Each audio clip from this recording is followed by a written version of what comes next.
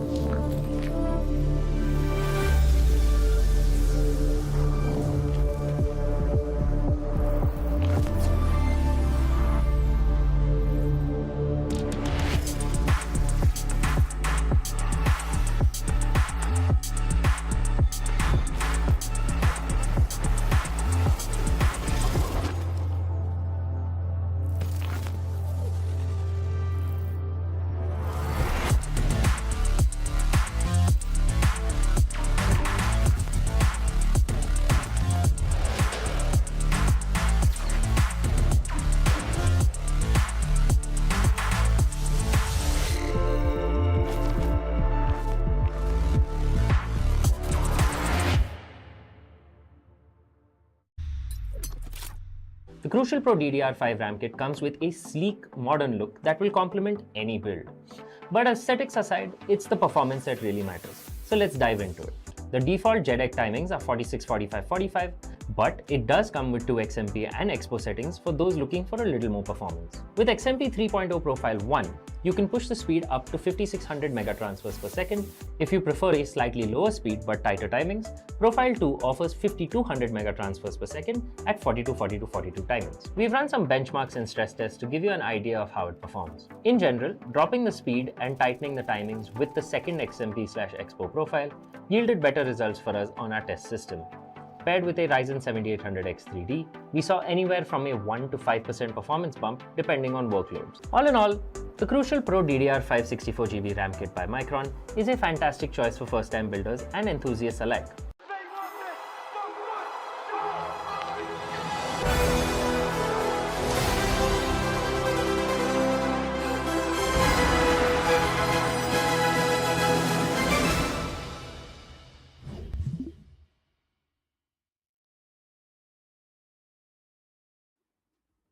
Hey folks, welcome back to the Esports Club Presents Showdown Series Season 4 of Valorant, powered by Crucial by Micron, GPU partner Zodec Gaming, and our media partner is Gossip.gg. Well, it's already day 3. We are diving deep into the action. It's going to be the lower bracket matchup that we are going to talk about today. But yes, introducing our casters, well, it's me, Raider, and with me, we do have Aggressive on the desk. So how are you, buddy? Yeah, I'm really excited for this one because in this lower bracket run, we finally get to see which one of these teams are able to make it for a possible revenge stories. Near-Busan did push the limits when they were going up against Esports yesterday, but sadly they were just not able to make the push right up to the very end. 69G pulled off miraculous performances in a lot of his turns, but now in this lower bracket run, he knows that his team needs to make it over that finish line if they want to reach that grand final stage, which they deserve to do so, but at the same time, deserving something and being able to do it is a completely different story because there are other teams in the lower brackets who are still gunning for the exact same position. They all went through the open qualifiers, now in the playoffs, to get one step closer towards that grand finals, which will be on the 15th, ladies and gentlemen. Mark your calendars, mark your dates, because it's going to be a big one. Season number 4 is shaping up to be the best season. Oh yeah, definitely. I mean, the fierce competition that we had from the very first day of the podcast, 2-1s coming to the picture, that really dictates the terms that it is going to be a chaotic start, and at the end we'll get to see a fierce competition. And driving that urge is the prize pool. It is massive. 1 lakh rupees of prize pool is on stakes, where the champs are going to get 50,000 rupees. The runner-ups will be getting 30,000 rupees as well, and finishing on the 3rd place in the podium will be a team which is going to get 20,000 rupees as well as the chunk of the prize pool. So prize pool looks good. The bragging rights of winning the 4th season is something which matters the most.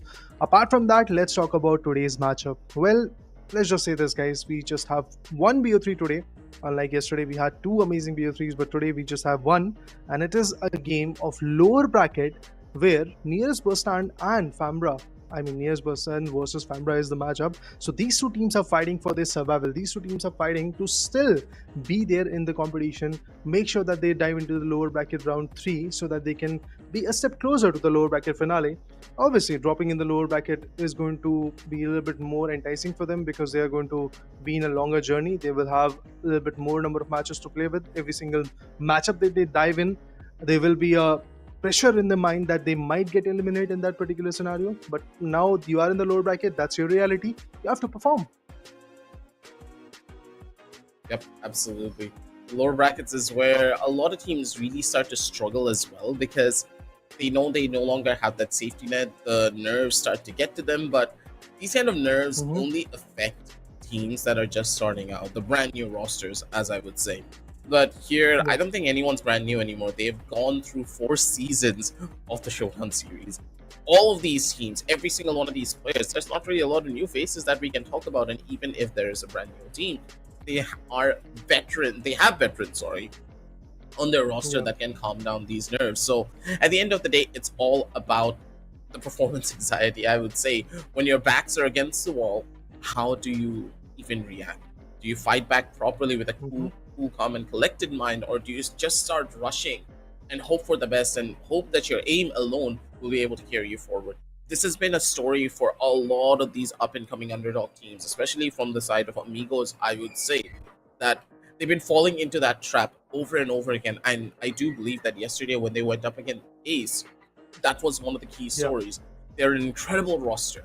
They know what they can do, but they just were not able to cut it when it came down to the end game, where Ace just having that veteran presence of players such as One Tap God, it's tough to say the very least. But overall, all 4 MVPs in front of your screen, ladies and gentlemen. Super Kata being pretty much the one to lead the charge with Hellboy on his side. Both of these teams have been incredible, but sadly, Hellboy, we're not going to be able to see him. Yeah, I mean, the team known as Payback is already out. It was the number 1 action where Anything Works was able to beat them in the map of heaven where the decider went down. So that was indeed a fierce competition, but at the end, few teams are going to remain in the competition, other ones are going to a bit favor, waiting for the next season to come. Talking about the agents, guys, we have seen these 5 amazing agents coming back and forth a lot. The Controller Omen, the Initiator Sova, the Sentinel KJ, a Jet as a duelist, and we do have another initiator in the mix, and that's going to be Breach, which is there with 9.38% of the pick rate. Top 3 maps that we have seen so far up until the upper bracket semifinale are Heaven, Ascent, and Lotus respectively. I mean, 2 of these top 3 maps are triple-sided. That clearly shows that what the players are indicating right now. They are diving a little bit more into the triple-sided maps. But I think today, maybe something different is going to brew.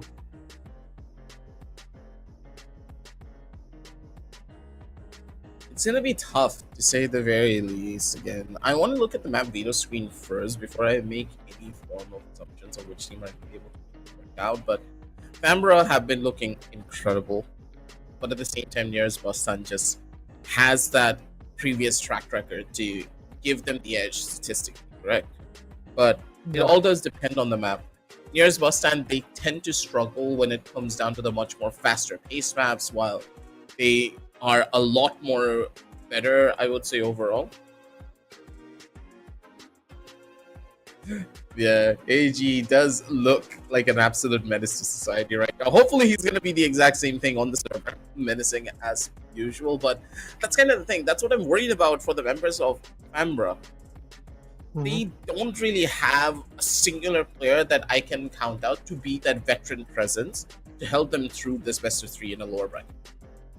I mean, Opa is there. I am counting on him. Let's see if he can figure out something crucial for the team or not. But honestly, Aggressive, I think it's a team game that matters the most at this point, and we have seen teams falling down due to that team game not being available. That's exactly what happened to Team Neori yesterday against this exact team of Nearest Bustand.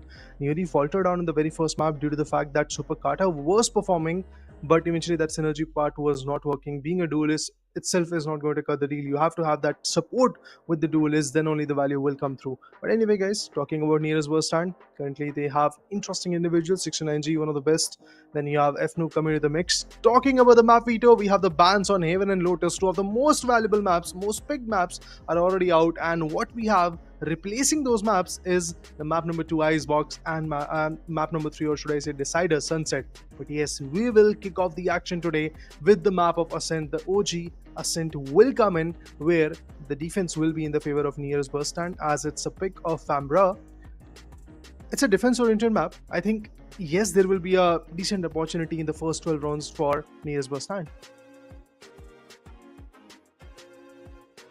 It's going to be interesting. The map of Ascent getting picked up by Famaora here just goes to show they haven't really been playing together as a team. I want to tell you one thing in particular, Raider, that if you are a team that are very confident in your teamwork and strategy, you will never pick up the map of Ascent in professional levels of play, which is a true fact from the map selection that we did see for the stats for the nerds, right? Why is Ascent not there? It's because most teams that are much more teamwork orientated have been straying away from the map of Ascent. It's there, but it wasn't there. My bad, sorry. It wasn't there for the previous seasons at all. Yeah. Because a lot of teams just did not want to pick up on Ascent because this map just doesn't really work well for a lot more team synergistic plays because of how one-dimensional it is in its overall approach. So the fact that Famaora did pick up on it could be a telltale sign that yes, they are incredible as individual players, but they might suffer a little bit when it comes down to the overall executions. But I'm going to be optimistic here at the end of the day because brand new roster, of course, they have incredible talent. They have made it through from the open qualifiers into the playoffs. They still have a strong chance, but up against Bustand, what is the game plan and strategy? Are AK even possibly picking up on that Reyna? A double duelist strategy could be on the cards, but I question whether that will be the play. The conventional agent lock should be there from both the sides, but I can clearly see that from attacker's perspective, that means Famaora, they are locking some decent agents. On the other corner, we have a Cypher. I mean, no agent has been locked in, but the preferred agent that Zen is going for is not the ideal one that you really want in the map of Ascent. A KJ is going to be a far better choice. Even Reyna, I have my doubts regarding that. Smoke is good. Yeah, you do have a double duelist composition, but on defense, if you are trying to take double duelist, again, a lot of doubts. Zen trying to flick with some chamber action, maybe some Cypher. Not really locked in at this point, but yes, there are two agents which are pretty much locked from both the sides, and that's the duelist Jet. From the attacker's perspective, we have the KJ, Sova, and KO coming in. So pretty conventional approach from Famaora, but a lot of different sides coming in from the other side, that is the nearest Bustand, because AK Demon is now playing on Arena, which usually has not been the same, because yesterday AK Demon was playing on either Smoke or Sentinel, but today he's decided to go other way around. Yeah, AK Demon is an incredible aimer on his own regard, so him being on that Reyna just adds a little bit more flavor onto the mix here, but at the same time, you are going for a double duelist strategy. This is a much more ranked strategy compared to competitive play.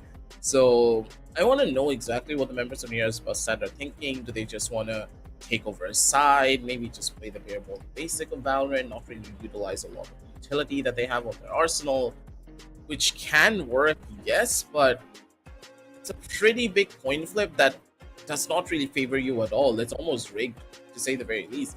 There's a 60-40 chance that your opposition, Famaora, are going to be the ones to win in every regard here because they just have more utility. They have better flashes overall. They have a recon bolt, and they also have better setups with the KO 0 point going in favor for them. The information is pretty much... The information game for them, is pretty much unrivaled in comparison to the members of Near-Busan. It could be tough for Nash, though. He's trying to find that early fight, but he's not going to be able to find the angle. Famaora, they're playing a very dangerous game, but a very smart one at that. They're trying to bait out one of the players, but somehow the Jet is able to take one kill and survive. For just a little bit, gets traded out, but that's a huge frag. They were able to take out the KO here, Raider.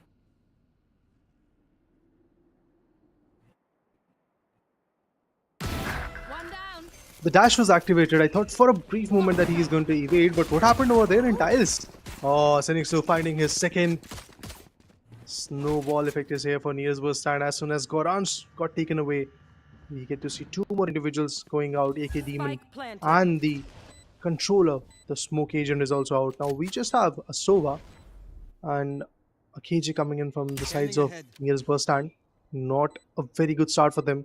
In order to anchor the sides, it is just pretty dicey for them to do it. They do have some decent weapons to work with, but then again, it's a 2-4 equation. Oh, there you go. Arc finds 69G. It all trickles down to Zen. The last man standing. What will he do? The turret is over there. Opa is also peeking. When we talk about the pros, Opa is definitely one of the name. Can't really mess with him. And there you guys. Famaora winning the very first round of this action. As they lead, they will be looking forward to a reign superior with their bonus buy. Smart. Back to it for you, ladies and gentlemen. With a 31.25% of the MVP agent picks, Jet continues to be the favorite agent of the tournament, proving her versatility and impact in high-stake matches, which is a true fact. The Jets have been really tearing up the server, which is kind of a far cry from what we witnessed in the last season, because in the last season, it was the Sentinel players that was really tearing it up. So, duelists have been prominent in season number 4, and their superstar level performances are really showcasing that.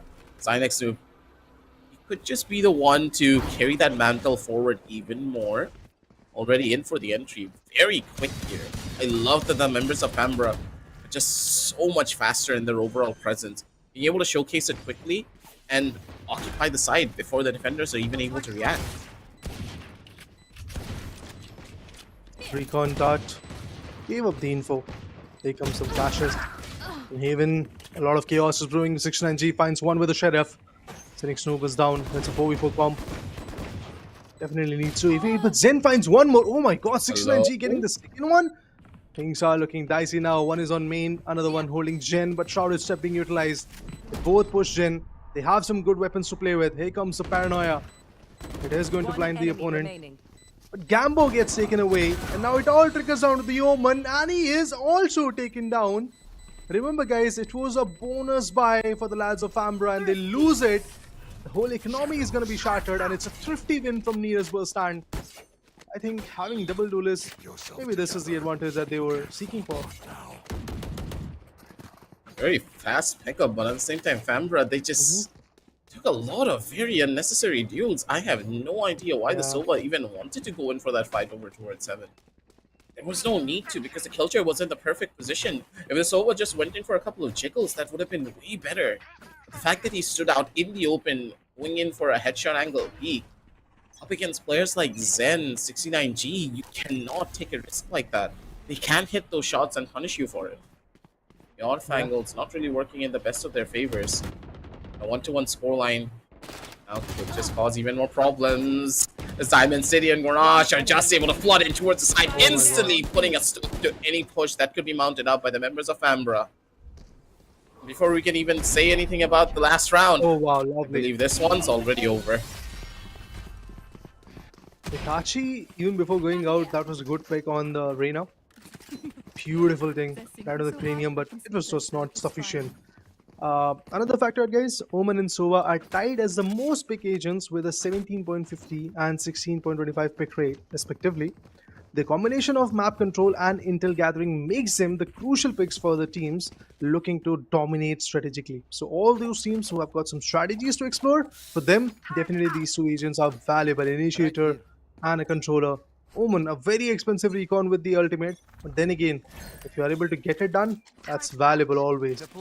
Keo goes in with a 0 point now. Once again, they are trying to peek from the tiles to the top mid and pizza region. Didn't really spot anyone, but this is a good thing that they're trying to take the mid control, but that alarm bot is going to give up their position. Ambo's gonna get spotted out as well. Mid control already established, but look at the defenders. Playing it so much more aggressively. First line of contact will be the Killjoy here.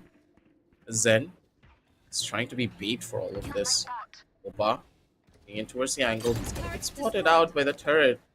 Just take it out, and Opa, he's selling the bait here. But the fact that Zen already spotted it out basically means that, hey, they can hold on to the angle. They're probably gonna come back towards B because the turret was broken. But Zen, they're not buying it. Diamond City is still holding down the angle as well. This is perfect. Even if Zen dies, I don't think Diamond City is going to get cleared. Good angles being held with the prime panel. He gets one. Oh my god, there comes the chaos. Oh, interesting trade. 30 seconds He left. could have just walked out with a TP. He had a flash as well. But no, he wanted to take Yeah. the duel. It costed him, but 69G over there gets the duelist down. Beautiful usage of Konami. Here comes the recon. Will not get any info where the players are. Once again, they need to regroup. Arg and Itachi. These are the two individuals which are surviving for now in the action. Omen is holding the boathouse. Site has been captured by the Sova. Here comes the recon. One enemy remaining. Oh, AK Demon. He gets one pick. Paranoia Q's in on rafters. Gets Serena. Operator. They do have an operator that early in the match. Interesting. It's a 3-1 now. Nearest Bustand. After that small iffy start on B main, they still were able to bag out the round. Beautiful one round as well. 3-1, ladies and gentlemen, as the members of the nearest bus stand, they are taking over the map of Ascent. On the defensive side, mind you, with a double duelist composition, which is a pretty big surprise. Famaora not really utilizing their utility properly, I would say. They're relying a lot more on contact plays, which I do not personally like. When you have this much utility, why not invest it? You were trying to take over B main control, you broke out the turret. That doesn't mean your enemies are just not going to be holding on to that angle anymore. They're thinking a little bit too much, trying to save out utility, and it's hurting them the most here. Well, the members of Mira's Bustand playing it crazy. AK Demon! Wait a minute, he didn't even buy armor! 1 second! No armor, and he's still able to get away with it? What is this confidence from this man? I mean, we did get to see this kind of play yesterday as well. We got to see a lot of teams doing the same stuff, where they were like buying vandals, but they had like 0 shield. But again, that is obviously going to put you in a vulnerable spot. But if your precision is there, you can get the value. Meanwhile, on B main, something different happened. Zen was able to catch one guy off guard, and that was his alter ego, the KJ, from the other side, who has been countered. Spike is still available with the Cynic Snoop, I believe, which is the jet. Dark covers. Is this a bug? Omen would love to swing. I am so confused. Why would you not want to buy a shield? Against 69G doesn't have one. Yeah. 30 seconds left. And he gets taken away. I don't believe that is a possible He's taking pitch, HP. but AK Demon is going to be the one to come up to the plate here. That's the timing for a possible fight. He's going to be able to get a double lovely. kill. The flicks are gorgeous. AK Demon never fails to impress. Last one remaining will be the jet here from Famaora, but that's a sad story. Barracks is not going to be there. I call 4-1. It's the nearest bus stand. Still hold. Nothing to really offer from Famaora in this round. Lena with the Lear got the first pick on the Sova, and after that, following it up, we get to see a beautiful play on Jin. Absolutely amazing play from AK Demon. I'm not that surprised, to be honest. This guy really has got a good name to work with. But of course, when it comes to Nearest Bustand, they have got 4 big rounds in their name already. They will look into the fact that they need to get at least 4 more rounds so that they can build up a score of 8-4, and that will be obviously a good advantage for them when it comes to the second half. They will be attacking.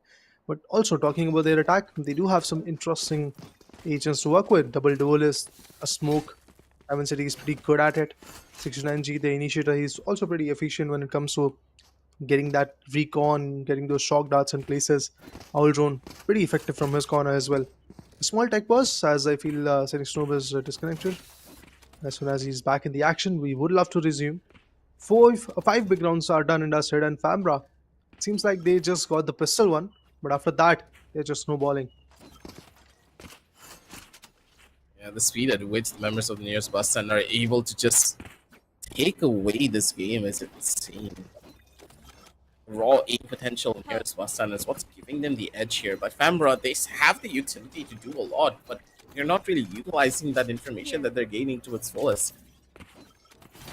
They're, in a way, taking a lot of very one-dimensional duels where, yeah, you could win out on the fight, yes, by taking the 1v1 fight, but why would you try to risk something like that? You have flashes ready, you have smokes that you can play around with, and in a way, like even in that last round, right? AK Demon was sitting on top of Generator, and the Yeah. fact that two players they swung separately and gave AK Demon a fair 1v1 duel on either side. Yes, AK Demon hit an incredible flick. That's a completely different matter. But you both could have swung out together. But instead, you Yeah. swung out one by one. They're not communicating what they're doing here in a lot of these instances, and they're falling for it. Uh, Here. Team coordination, the callouts, obviously that is putting a lot of pressure on Famaora. Opa, Scenic Snoop. Individually, these guys are phenomenal. But obviously, when you are in a neat new team, there you are trying to form something different. You're trying to build some new plays. The synergy part always is at question, and we can clearly see how Famaora is lacking at it. Nearest Bustand so far have done great in the past 5 rounds, but of course, for now, it's the E setup that the got the KJ is spike. going to utilize. I believe that's Zen. 69G is up on Heaven. AK Demon right there in trees, coming close to it, so that he can hold if there is a catwalk push coming in. Uh, Mid control was taken in, I believe, third round, but after that, nobody is really peeking on the mid. They are trying to aim for the sides. Sentinel is obviously there on lurk, but it's not really helping them. As you can clearly see that they are struggling to make an entry, but this one is going to be a slow, calm, and composed approach from both the sides. Not even Nearest Bustand is trying to be aggressive because they do know that there is an economy which is playing a vital part right now. They do have weapons to work with. Flash. I think he should go with 0 point initially. Here comes the flash. Nano Swamp's activated. Zen finds one, not just one, but two. Nice. Arg is going to retaliate, but Hunter's Fury activated. No values, but he's for sure going to push the opponent back. And that's all that was needed, but Opa in a perfect great. angle. Timing favors him. And he's going to be able to shut down AK Demon, who was none the wiser for it. CC9G is going to be able to take out Opa, though, at the end of the day. The man advantage that they could have had completely nullified. Aldrone to give them the information that they need. AG in the corner, already spotted. Needs to 10 teleport seconds out. left. But with Itachi just running in, they're giving up on the angle. One more player already spotted. AG good for the first kill. Diamond City being shut down early. That's a huge one because now there's no longer any smokes to cause something of a difference. But 69G doesn't really need a smoke because he just has his recon bolt to make the difference. 5-1, ladies and gentlemen, as Nearest Bustand. They take another win and it just feels simple for them in every regard. You can see that they're taking the peaks and they're not even giving a single advantage away. They're double swinging every. Only brought enough for me. They're taking the trades, even if their members are falling down, they're taking the trades. That's the best part. And that's why Famaora is currently on the back foot, but they do have a KO ult, that's the null command, they have Hunter's Fury.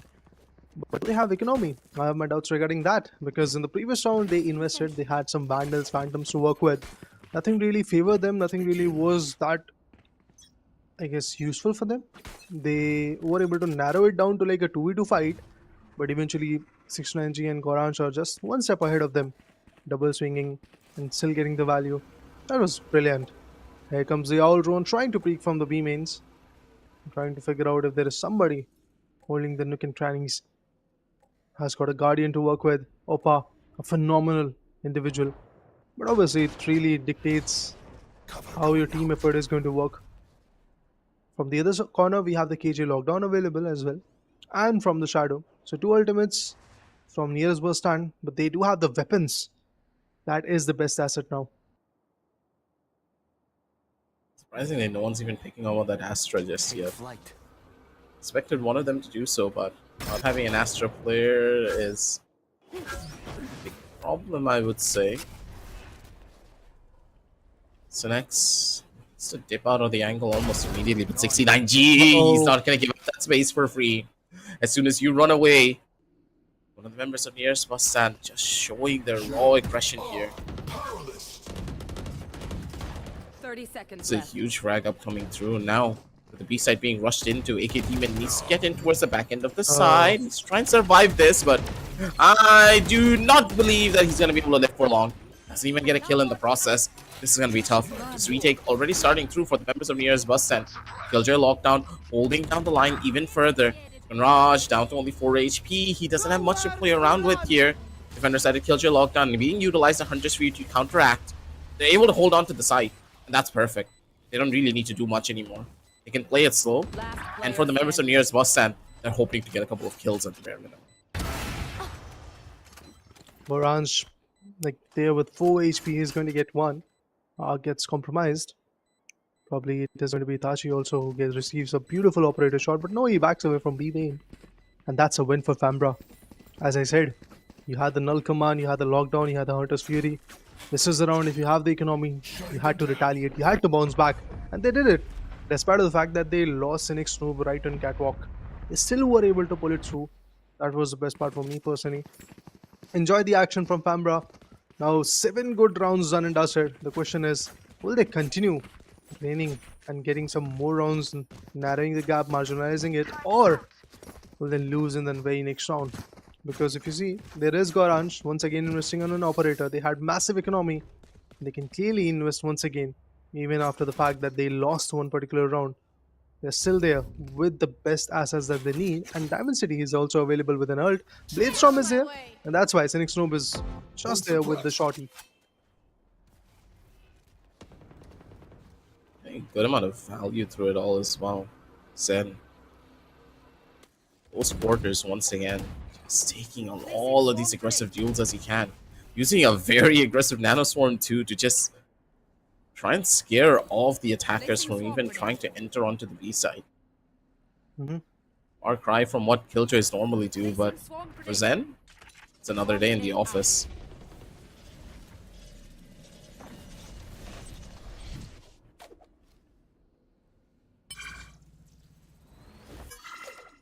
Just trying to get some orbs at the bare minimum. I like the play that they're opting in for. Smart on the overall approach here. Mid control yet to be established. Caught before the storm pretty much as Fambra winning out on that last round. Gave them that setting win that they needed, but can't always rely on it because 69G waiting for them towards the side of short.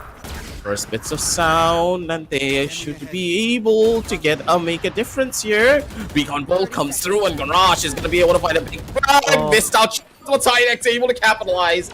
That could have gone horribly wrong. When it comes down to the jet battle, this man's gonna be able to do so much. 69G through the cracks is able to find another one. He's able to find two. Never mind. 69G opening up the side for his team, and Garage able to come back on top of it all. Last one spotted over towards Generator, and it's gonna be Diamond City who puts the final one in the bag. 6-2 as the Nearest Bustand on the back of 69G and his brilliant performance are able to take the 8th round on the Phenomenal comeback coming in from Nearest Bustand. Yes, they lost the 7th one, but look at them bouncing back, retaliating, and getting the upper hand. Goranj started it off with the operator shot, entry, and then following it up, we get to see the battle of ultimates coming into the picture. But that jet never really confronted him. After that, we get to see the Bladestorm getting the first value on KO. Diamond City got the last one. Here comes a tactical timeout, a much needed one to be honest from Cynic Snoob. From the team of Fambra, they need to plot once again, because the previous plan that they were having, it is falling apart. They won the pistol round, they won another heavily invested round, which was the 7th one. It seems like that they're spacing out 6 big rounds in between their win rounds, so I feel some good execution needs to be there. The coordination part is something which is really not working. Even if you see the previous round, the attack was kind of good, but it all faltered down. They were not able to really take the control of the site. Everybody just got compromised on the area of Gen. Nobody really pushed in towards the area of Under Heaven, or nobody was swinging in from A main as well. So all of those situations, like you are getting cornered in a particular site, and then you are getting just shut down from the other angles, and the opponent has a lot of space to rotate back on the site. That itself gave up Fambra in the previous round. 11 amazing frags in the favor of 69G. He's controlling the catwalk, he's controlling the trees, he's controlling the side itself. On A, this guy is a phenom, and he's making sure that nobody really penetrates. Here comes the operator shot. Goranj will not miss. Gets the first one on tiles, and Torres goes down. I can't use that. Run away! He's able to. They gave him the space for it too, which is another sad part of it. No flashes whatsoever, no real information being gathered towards mid, and Simon's just swung out. You can't do stuff like this. Not when you know your opponent have an operator. I would understand if you knew that, hey, They might have an operator. We're not sure yet. I can justify that to some degree, but Here. you had all of the information and you did stuff like this. It's tough. Good smoke though coming in from AG. Able to block off the line of sight to the slightest bit, and they're going to be able to walk in towards the corner. Such a beautiful smoke play coming in from the members of Famaora. They're able to entry onto the side. This is gorgeous. Spike planted. Oh, 69G finds Hitachi. The Sova goes down. Hunter's Fury was valuable indeed. Here comes the recon bolt. He's going to get the info, probably. Nope. Arg is holding the boathouse. Omen is out there. But we have KO holding the choke angle. Aliyah in the hand. AK Demon. He's waiting for his teammates to regroup, and once again the slam will be there, and there you go. They go all in. Now checking the right angle. Last player standing. Bit late. And at the end, in boathouse, there was the Omen. And he was able to secure the round for the team. It's clutch for Famaora. Now things are looking a bit dicey for Bustand as they're going back and forth against their opponent. They were able to win the 8th one, but 9th one went out of their hands. Despite the fact that they were able to get that ultimate into the picture, Hunter's Fury got a value on Itachi, but still they falter down. That's tough. You never really want to be in a situation like that. AK Demon just kind of getting lost there in that particular round. He threw out the Leers, but wasn't really sure of which angle he wanted to peek into. You could tell that the moments of confusion really hurting them quite a bit. Zen on the angle, Diamond City, perfect on the timing. He's able to find one kill, but Zen dying in the back of side. That was the tough one. He needed to survive for just a little while longer, allowing his team to get into better positions, but we're not able to. And Famaora, just capitalizing on these fast rushes, are able to just catch the members of Near-Busan off guard completely. They have the side, and this post plan doesn't look that fruitful going into it because AAG is still a danger that they need to Last deal with. player standing. Last man standing, 69G. The initiator will not be able to initiate anything else. It's 6-4 already. If the scoreline is 6-6, Near-Busan really has something to be worried of. So that's why they need to win back-to-back 2 good rounds if they really want to take the charge in the second half, lead the leaderboard, and make sure that they secure the map of Ascent. Start was good enough from Near-Busan, but lately, as we can see, that after the tactical timeout, Famaora has got a very good idea how to utilize their smokes, how to infiltrate a particular side, and how they can completely push back a post-ban scenario coming in from the defenders. Slow approach, waiting out the utils. The recon bolt came in. No info over the wheel. And it's an economical buy. Near-Busan is aiming for a 7-5 scoreline right now because they do know that this one, it's bit out of their hands. Oh my god, look at that. Shot. Able to find one, but if you found the second, that would have been perfect. 3v3 on the cards here. Best possible scenario for them. The Demon still on the angle. He's able to find a big kill. He's able to dip out as well. It's Reyna with a Vandal. Don't know if he bought armor or not, but doesn't really need to be in question for that. His hero buys coming in from the Reyna could be the biggest Killed my bot. factor of their win. Zen. Angle needs to be lucky with this one. The off angle was perfect. Itachi, not even expecting it. They're able to get the man advantage, and that's huge. They have all the timings in the entire world, but look behind you! Opa! Seconds left. Being the intrusive thoughts in everyone's head. Bomb grenade. This was watching AK Demon do whatever the hell he wanted, expecting another player to come in behind him, but no. Took the kill, had the advantage. Now they have the B side for themselves. Null command in their hands if they want to play this one through. Famaora, they have all the tools that they need for a possible victory, but they just need to be patient. There goes the Nano Swarm. Bomb grenade He's trying to clear up the Kavi region. And counter Nano Swarm also came into the picture. Alarm bot, alarm turret. Everything is here. Allocated. One enemy They're trying to remaining. push in boat house, but Gambo is going to put Zen down. Diamond City, what can you do, bro? It's 1v2, and Famaora is very close to winning this one. Player standing. Diamond City takes one down. Gambo will be his next prey. But the Predator will also go down to Spike. Oh no, he survives. That's good for him. But 6-5 is the scoreline. Vambra were able to Last secure round this in round the at the half. very least. They will be back with some good economy in the next one to prove themselves once again lethal. And here comes the tactical timeout from AK Demon. Back to back, certain rounds going out of their hands. It is obviously going to provoke this team to go back to the drawing board, figure out what is going wrong with them, and at least secure an advantage against their opponent. Build a scoreline of 7-5, then get the pistol round in the second half, build the bonus buy as well, maybe secure the map. The way that they're doing it too is just so smart. Opa being able to slip in through all of the cracks, walk into mid when he had a timing and catch out AK Demon, who expected mid to be completely clear. That is perfect. He's breaking all the timings the nearest Bustand have in their minds. It's giving them such a significant edge for it as well. Overall, the members of the nearest Bustand really need to start playing a lot more towards the extremities. Yes, they were playing towards B main, but you need to understand, Fambra, they have been pulling off that exact same strat for how many rounds? They've been doing it for 3 rounds now, where they wait outside of B main and expect the defenders to make a little bit of noise first, and then they swing out together. And that's kind of the thing. You cannot play for B main control anymore. Play a little bit more towards A main, because A main is harder for anyone to fake through.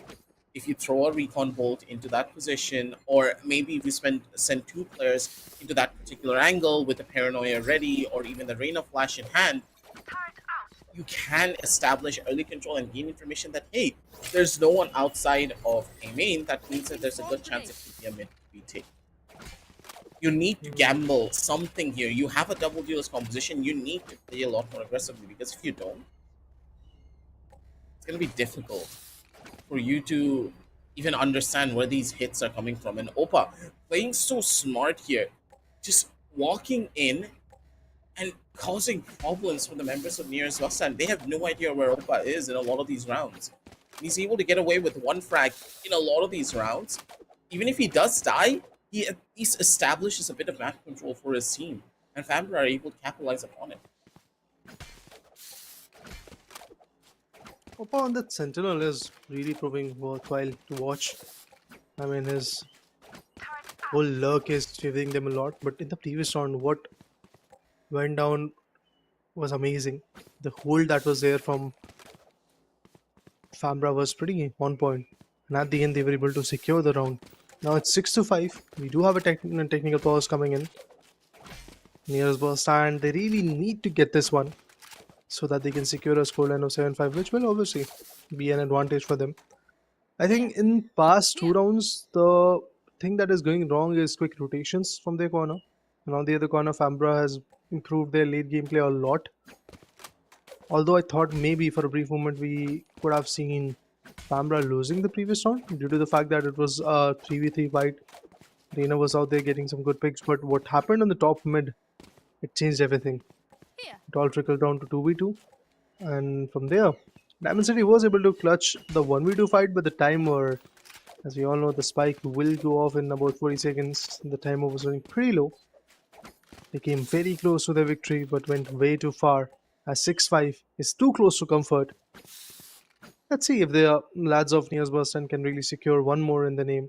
They do have a decent buy to work with. I mean, they can compromise in terms of utils, but AK Demon is available with the Empress. This was the round which, again, can be utilized as the Empress will come through.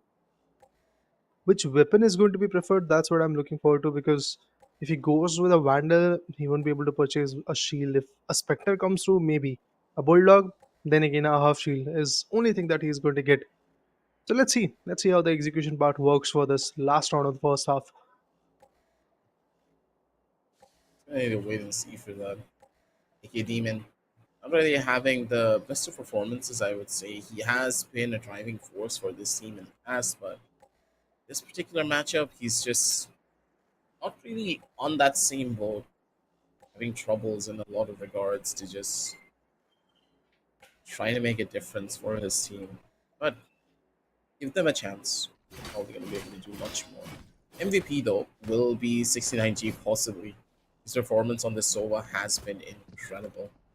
His aim plus his utility has gotten them a lot of rounds, and hopefully he's going to be able to make the difference for his team in this particular one as well. If he's able to take it, Think about it. 75 on the scorecard, switching over to the attack side, where the double duelist composition should have a little bit more of an easier time overall when it comes down to these fast rushes that they want to go for. Should be easier, but at the same time, should and would are completely different statements because double Yeah. duelist compositions tend to struggle a lot if there's not enough initiator utility to break them through a particular choke, especially on the map of Ascent in competitive level of play. Let's say the KO throws out a null command or even a 0 point while they're trying to rush in, or maybe there's a recon bolt that's falling straight above the heads of the duelists trying to rush in. They need to break that recon bolt, and in all the situations, if they try to break the recon bolt, the defenders are going to be able to flood in and kill them out. It is tough. Find a good answer. But hopefully, with this round win, they're going to have that slight bit of a safety net to just play around a little bit and not give away a lead to their opposition.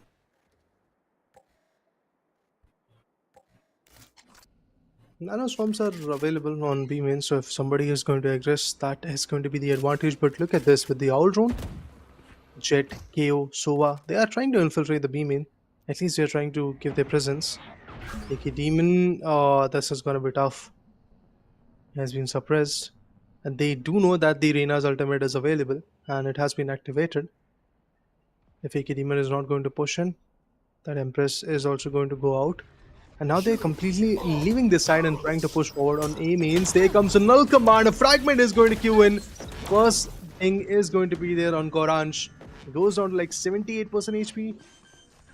Side has been infiltrated. They are trying to push forward. Recon Phantom in the hand. I think Snoop really needs to push in. Or should I say, back out. He has secured up the plant for the team. And now they can play on A mains. They can play on different trajectories, different sides. Reina is also pushing forward.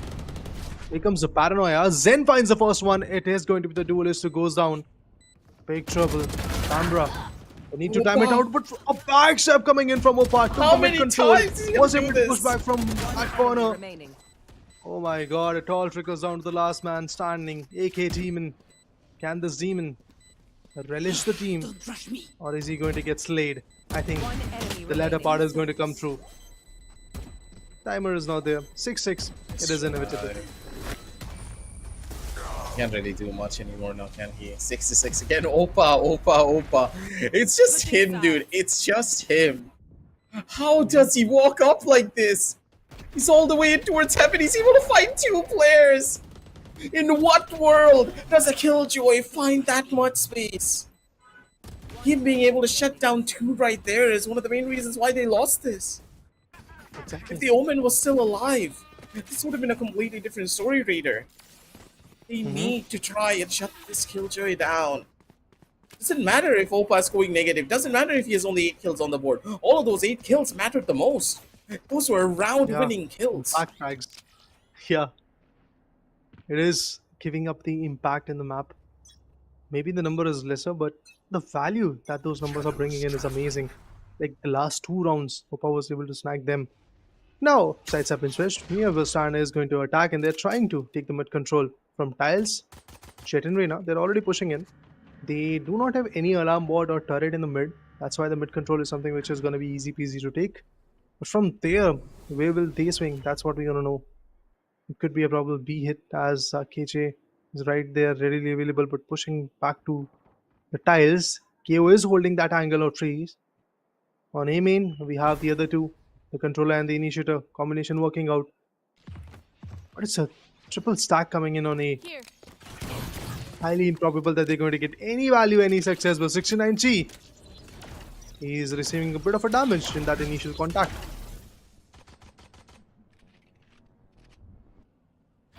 Difficulties already starting to showcase here as Embo. The angle, flash comes through, good early kills, Synax. Able to find a perfect frag here over towards 1. Diamond City not able to find the shots that he needs to try and get that kill. The advantage still holding strong for the members of Famaora. The timing would easily be theirs. Angle's perfect. The crossfires are gorgeous as well. Rosh needs to go in for the swing. He does find 1 kill. And everyone else is able to collapse upon the members of the nearest Bustand. This is tough. 6-7 as Famaora take this win for themselves, and they finally found their foothold as well on the map of Ascent. The utility looking a lot better. The peaks that they're doing are better synchronized. They're synergized now. Both the pistol rounds are in their name. But in the previous half, we got to see a thrifty coming in the favor of Near-Busan. Can they pull it off again? Here. I mean, 69G is readily available with the Sheriff, and he has done a decent damage onto his opponent, but the other guys, they might fail. 0 point. No one detected. But on the other corner, we have a different side to talk about. It's gonna be the B main where Opa finds Zen. Big loss over there. Sentinel goes on. AK Demon is still there, peeking onto the same exact angle. Not just him, but even Koranch is going to be out there. Bulldog up against Sheriff. Spectre up against Sheriff. And AK Demon still gets the value. Brilliant, brilliant start. And he put one more down. If he gets, that will be amazing. That will be the opening that they require. But now he has got the weapon as well. A Spectre in the hand. From here, things might change. Doesn't look that good for the members of Famaora. Losing out on your killjoy doesn't really hurt the most because and 1-for-1 trade, 69G. And picking out relatively. Shot was perfect. Gosh, Last the player standing. control that he had was beautiful. But up against AG, it's even more difficult. Perfect when it came down to the crosshair placement. 6-8, ladies and gentlemen of Famaora. They're making the comeback happen. With a 2-round lead, they are doing wonders.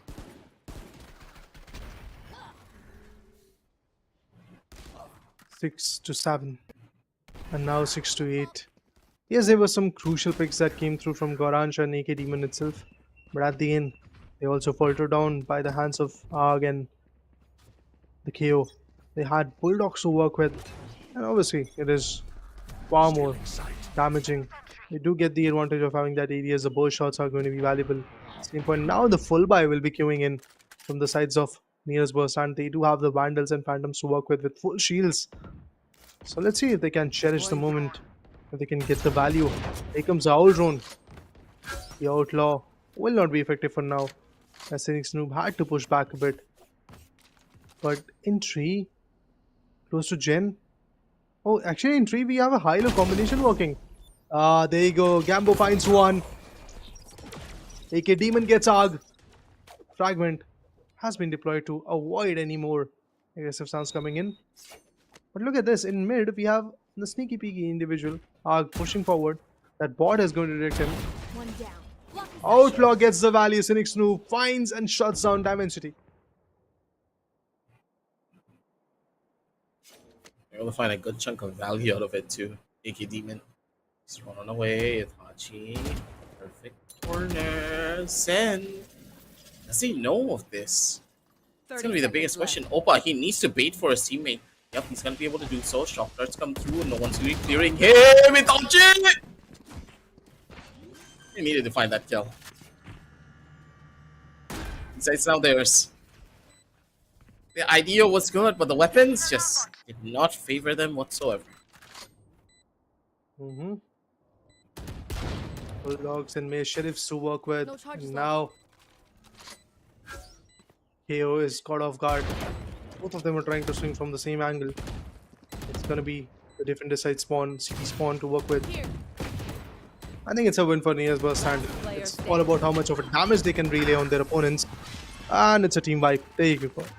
3 individuals surviving. They do have phenomenal weapons to work with for the next round. 7-8. Near-Busan opening up in the second half. That swing though is all coming in from AK Demon right at the very end to get that first kill. Catching out the Sova completely off guard. Here's Bustand with the stronger weapons that they had. Are able to take this round, but at the same time, Famaora, they had a much more better showing, I would say, overall when it came down to the positioning. If they just had the better weapons, they could have had it. The idea was gorgeous. Itachi could have just gotten away with 2 kills. Maybe if he had a Vandal in his hand, or if he was better mentally prepared with that Sheriff. Could have been a different story, but overall, I like the ideas that they're going in for. Defensive side. Working well for their overall team. SNX needs to get out. Can't risk this fight anymore. 69G in the corner, possibly trying to catch out one of the players. Give away the position. Flash was perfect. They're able to hold control of A main. This is very important. As long as they have A main control, they have ample opportunities to just keep going. The attack, they're not going to risk it. If they try to push into A, it'll be a death sentence for them. Try taking the mid control. Pushing back a bit. Spikes exchange. Diamond City is the one who's just going to push in. We have Goranj holding the tree as well. But in order to like completely go aggressive, I think Cynic Snoop has to go down. They need to take the control of A main 30 first of seconds all. left. Here comes a fragment. Probably going to bounce off and take the info of the side. Players are pushed in now. Goranj, will he get something? 69G finds 2! Oh my god, this man clears up the side. And it's 3v5 now. Shrouded Step, Diamond City pushes back to Vines. 69G still holding that same exact angle. Zen is there under Hell. Under Haven. Oh, Opa! With a judge, he gets one. AK Demon is put down to sleep. Dropped onto the floor. Nachi was top. He's gonna try to be the first line of contact. Not gonna be able to find the kill. AG, good for one. But he is not gonna be able to spray transfer over towards the second. Diamond City able to take full control. This round completely going in favor of nearest Bustand as Famaora just kind of gave away a lot of lines of sight completely for free. They had a good, strong early hold, but team's energy in the mid round just completely decimated as they spent way too much time just trying to play it defensively that they lost information. And the fast rush coming in from nearest Bustand just completely took them off guard. Hopefully Famaora are going to be able to switch out the strategy this time around. Late Storm coming online soon, I do believe, for Synax. Deploying drone. Get a chance to make another fast entry happen. 69G with the Owl drone. Cleared out all the angles pretty much, but still have to worry about the Killjoy waiting for them on the underside of Hell. Doesn't really have the best of weapons, but Opa, with that Sheriff alone, is still a dangerous threat they need to take into consideration.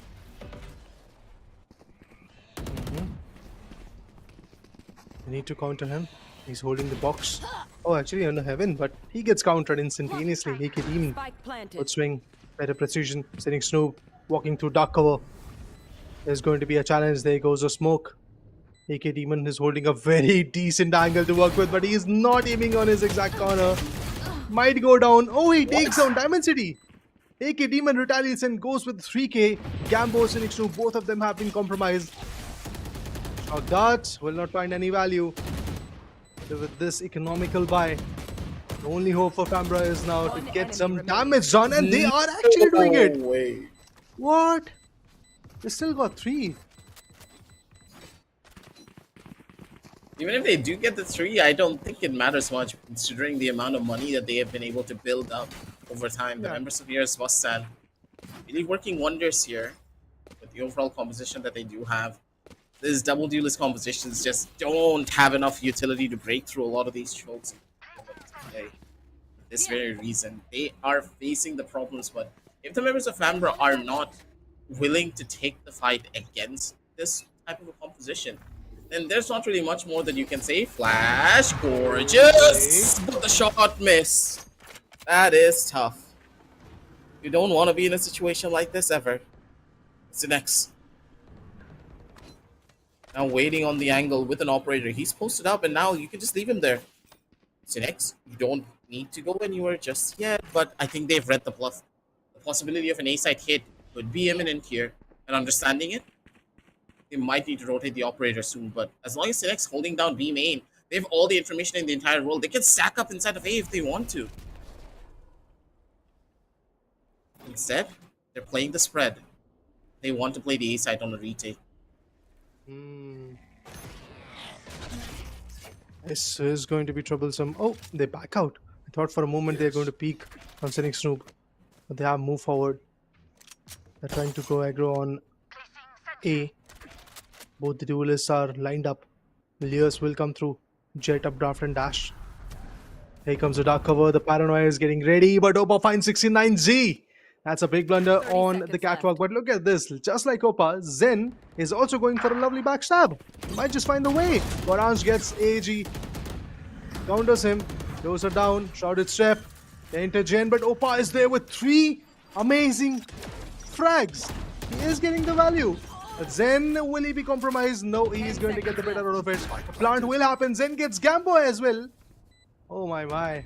From a situation where I thought maybe Famaora is going to lose this one.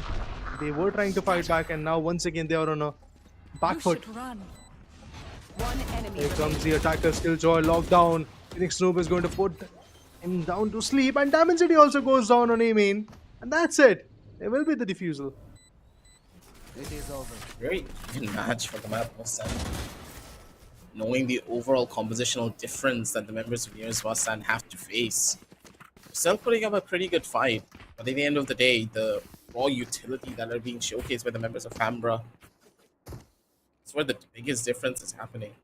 And again, what is the primary strength of a double duelist composition? You can easily go in for rushes, yes, but if your opponents are able to call the bluff, stop you from rushing in, then what do you need to do? You need to try and play for a pick. They're not really fishing for one that often. And even when they're fishing for one, they're only sending one player into any of these angles. Why is only 69G playing on short? He cannot do that because as soon as you lose one of your initiators, you are at pretty much ground zero. You cannot go into the site anymore without losing at least 2 more of your players as they're trying to. They need to go in for a change when it comes down to the way that they're approaching the map, because currently they're relying too much on their individual prowess and not on the team clean synergy in the way that they were doing on the defensive side. Right here.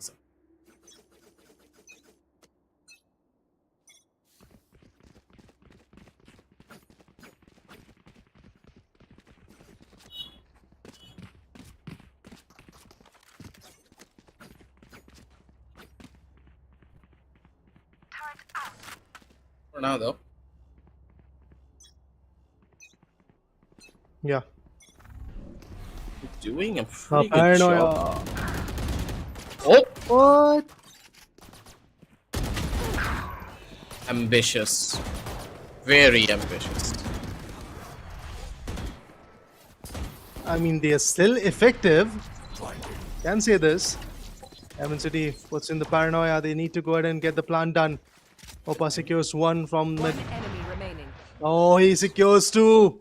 The plant will happen. It's just Diamond City which is available right now, surviving. And Defender KJ is going to put up the lockdown, which is going to give a little bit space in both house.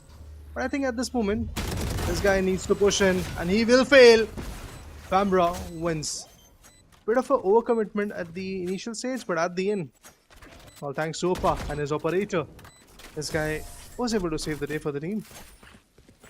So, the operator finding massive amounts of value, and Famaora is completely catching the members of Near-Busan off guard, utilizing the pause against them pretty much. I'm pretty sure Near-Busan were saying, oh guys, we need to play for a pick here because the members of Near-Busan, the members of Famaora are playing a lot more defensive. They're not really, peeking out into us. So let's try to band together, play for a pick. But instead, Near-Busan just turned up the tempo with a snap of a finger. Here. I love to see stuff like this coming out from the team. They understand how to switch up their momentum at any second. And now, they're just taking the initiative. Fast on the play, and fast on the flick as well. Itachi coming in from the sidelines. Their GSC instantly collapsing. They're able to find the frags at the end of the day, though. 69G still causing the damage and causing all of the hurt in the entire world. And he's still able to survive and keep on going. Deals the damage as well. Sidex is none the wiser. The paranoia comes in for the big save. 10-10, ladies and gentlemen. 69G. Ooh, calm and collected, under pressure, the Sova leading the charge for the team and making sure that the round wins will still go in their favor. The hunter has hunted, gets a 3k, damages the 4th one. Absolutely amazing play coming in from 69G, because the way it all started with a flash on tiles and then Jet with the abrupt and dash, I thought for a moment that it is done and dusted. It is going to be 11-9, but no, 69G being the wall that he is, secured some massive frags, some impact was done over there. And now I think even Near-Busan will love to go a little bit aggressive. Hunter's Fury is activated. They are receiving a bit of a damage. 69G puts down AAG. Not just that, Cynic Snoop compromises AK Demon. Diamond City over there retaliates, takes a trade. Shock Dart probably for the Rafters. Yep, that is exactly what is happening. Cambo, Opa, and Itachi, all of them are sticking together. The three of them now pushing. Heaven is going to get checked, but they do not really get the info where the player is. Dark covers. A-mains. Oh, there comes a beautiful recon. 69G finds one. Goranj. He took two down. 11-10. Nearest Bustand. They are reaching their destination, and that is winning the first one. Us is just about to leave, and the members of Famaora could just be getting on. 11-10. Ultimate's still in the hands of Famaora, though. They have the null command plus the Hunter's Fury and into the shadows if they want to make those fast rotations possible. But even then, they cannot get too complacent in the positions that they are in. Opa. But just have the proper timing here. Another fast rush coming in from the members of Near-Busan to maybe try to rush things in, but the null commands is just gonna put a stop to anything that they had in mind. But with the Killjoy utility already being utilized, they do have a chance to re-hit onto the side as soon as this null command ends. What's the answer for them? And with no players really aggressing towards A, they don't have information that a possible rotation is not coming in. They can wait for the last 30 seconds or even the last 50 seconds if they want to, and then opt to go in for this rush. They have all the utility in the entire world. Yeah. Null command is gone. You do have the Hunter's Fury, but there's the Empress also available. Leo. Oh no. That 0 point will give the element of surprise away. And now Amber knows that they are player lurking. Here comes the Lear. Let's see if Opa is going to do some massive damage, but no, he fails. Gambo retaliates by taking one down. Zen instantaneously take the trade. Cynic Snoop on the CD spawn has been compromised. They need to get the plant done as soon as is possible. 30 seconds left. 69G, the initiator goes on with the plant. 3v4. Two massive ultimates, a very expensive recon, and then the Hunter with the Hunter's Fury is also available. Let's see, what are they going to opt for? Are they going to secure this one, or will they save? Uh-oh. There you go. Yikes. Opa really needs to find value coming in from the judge, but sadly he just crumbled under the pressure again. AK Demon being able to shut him down like that. It's tough. That opening frag was all that they needed, and even though they had all the information in the entire world, Raider, I don't know how they are falling for stuff like this. They had all the info, they played beautifully, but they lost the gunfight, which is the saddest thing. I can't really see much. If you lose your duels, then doesn't matter if you have the best strategic mind in the entire world. Oh my because god, at the end look of at the day, that. game of Valorant is still a game of shooting heads. You need to be precise, but look at this aggressive stance coming in. Shot is step, utilized, takes the control of Jen, and now the door is going to get blocked off. With that, the plan is going to queue in. Empress comes, Hunter's Fury is available. Goes in aggro. AK Demon still finds Gambo. Goranj takes Cynic Snoop down. Oh my god, this could be the last round, guys. AG still gets 69G. The plan is yet to happen. They need to get that plan done so that they provide the pressure. But Opa, he gets the value. That's what we have been asking for. Opa finds some frags and he gets it. Gets double down on Jen with the judge. It all trickles down to Zen. A calm-headed, furious individual. Can he pull this through? 48 more seconds. He has got a number of time left. I think Opa once again will be the X factor in this fight. Yeah, these smokes are just such a pain. Zen can't even jump down. This is tough. As long as there's a judge in play, even if he jumps in, the judge is instantly gonna shut him down unless Zen just is the luckiest shot of his life. Has a chance once again. The smoke's just giving Opa all the space in the entire world to play with. Alarm bot inside of the smoke to just give him a light bit of an edge. Chances for the kill present, and Opa jumps through, able to go in for the shutdown. 12-11, ladies and gentlemen. As Famaora, they're still in it to try and cause a possible overtime. Nearest Bustand. That's the only The idea option. was perfect for the overall rush, but the execution just didn't work out the way that they wanted. All thanks to Opa. He came back, jumped in from afters, and he showed what a judge is capable of. Opa is phenomenal. On Jen, he got 2, and then after that, taking down the last member standing, that was Zen as well. Pretty phenomenal. And to be honest, the start was good. The aggressive attempt that was available was pretty fun to watch. Varancha is going to give up his info. That shot is not going to break up the recon. 3v5. The site is capitalized by 3 individuals. 1 initiator, controller, and we do have Cynic Snoop also holding the tree. Paranoia is ready. From the box, they are going to go for it. Slow and steady.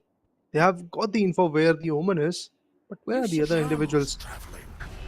Here comes the attacker Skilljoy lockdown. Now they are confirmed that the attack might be here. Maybe they're going to relocate pretty quickly. Let's see. Smart plans, but AG overstayed his welcome. Itachi's gonna be able to find one more frag. Never mind, he's gonna be able to find 2 to get over to a 3 versus 3 situation as the members of the nearest bus stand still have a little bit of an advantage going into this with the better buys that they do have. They need to try to play this one smart. Flashes come through the KO, giving them a slight bit of an edge. AK Demon on the angle, but gonna able to finish things off. Possibly the last frag as well, and Zen is gonna be the one to shut it down instead.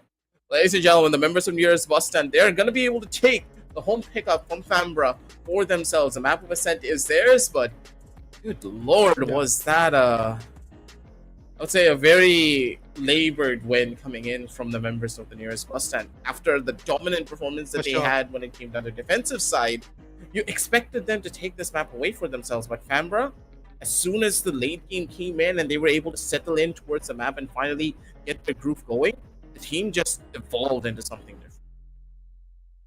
I mean, the trajectory of this map was absolutely amazing. It all started with Famaora getting the first pistol round.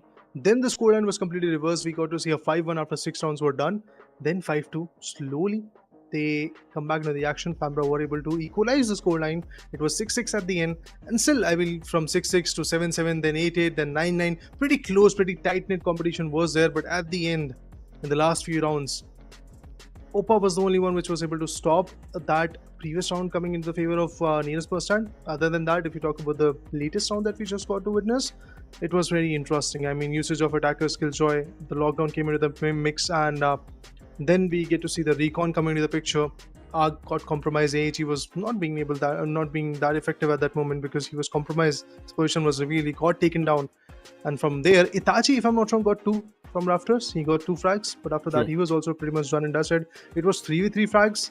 3v3 potential. It could have gone in any other way, but at the end, we have the winners, guys, of the first map. It is going to be Nearest Bustand with a map of Ascent in the name, which was the pick of Famaora, to be honest. They do have a very big advantage now in their name. Absolutely. This first map pretty much will set the pace and everything that they need for this next couple of ones. Don't forget, ladies and gentlemen, this is of course going to be a best of 3, and as we jump on down over to the crucial moments to see exactly what happened top to bottom, and this first round possibly was, I would have to say, the start of something great for the members of Famaora. They had the best ideas, but their executions just did not look that good. In every turn, I would say that Famaora, they played the game of Valorant better, but the FPS element was just astoundingly better coming in from the members of Nearest Bustand. The way that they were able to take their aim duels just far outweighed any form of strategic advantage that the members of Famaora were going for. It's always players like AK Demon who was able to do stuff like this. So just look at the way that they were able to take these duels. Yeah. Famaora were not able to do the same. No doubt in that. Famaora, I mean, there were individual moments where Famaora were able to get some crucial picks. For example, Opa coming into the mix. Cynic Snoop, in some rounds, he also outshined. But yes, when you talk about the FPS, when you talk about the aim, the trigger discipline, I believe Nearest Bustand to have some individuals which are working in harmony. Beautiful sync is there. Be it AK Demon, or eventually individuals like 69G, or you talk about Goranj, everybody got the value. Even Zen with the backstabs, he was pretty phenomenal. But yes, starting the trend of backstabs, it was Opa. Look at him Player standing. getting AK even down. And the way these guys snagged the 5th and 6th round for themselves in the very first half was absolutely amazing. Look at Opa with those backstabs. He was absolutely amazing. One enemy remaining. Absolutely. It's kind of what it's like, right? That Fambra just had so many good ideas, but at the end, their execution just failed them. Yeah. Game of Valorant does award you for being smart, but you're not able to shoot your gun and win out on very key important duels. So no matter how well your brain works, your gun is not able to match that pacing. It's gonna be tough. While for the nearest Bustand, I'll be honest, they just won every aim duel given to them on every turn. So in some situations, yeah, of course, they lost out on their aim duels, but even then, Player standing. it's just the strategy that was being implemented by Fambra that gave them such a significant edge. And hopefully going into the next map, that strategic prowess will be on the forefront even more, because I will honestly say that the map of Ascent, a lot more heavily reliant on aim rather than any form of game sense that you can play on.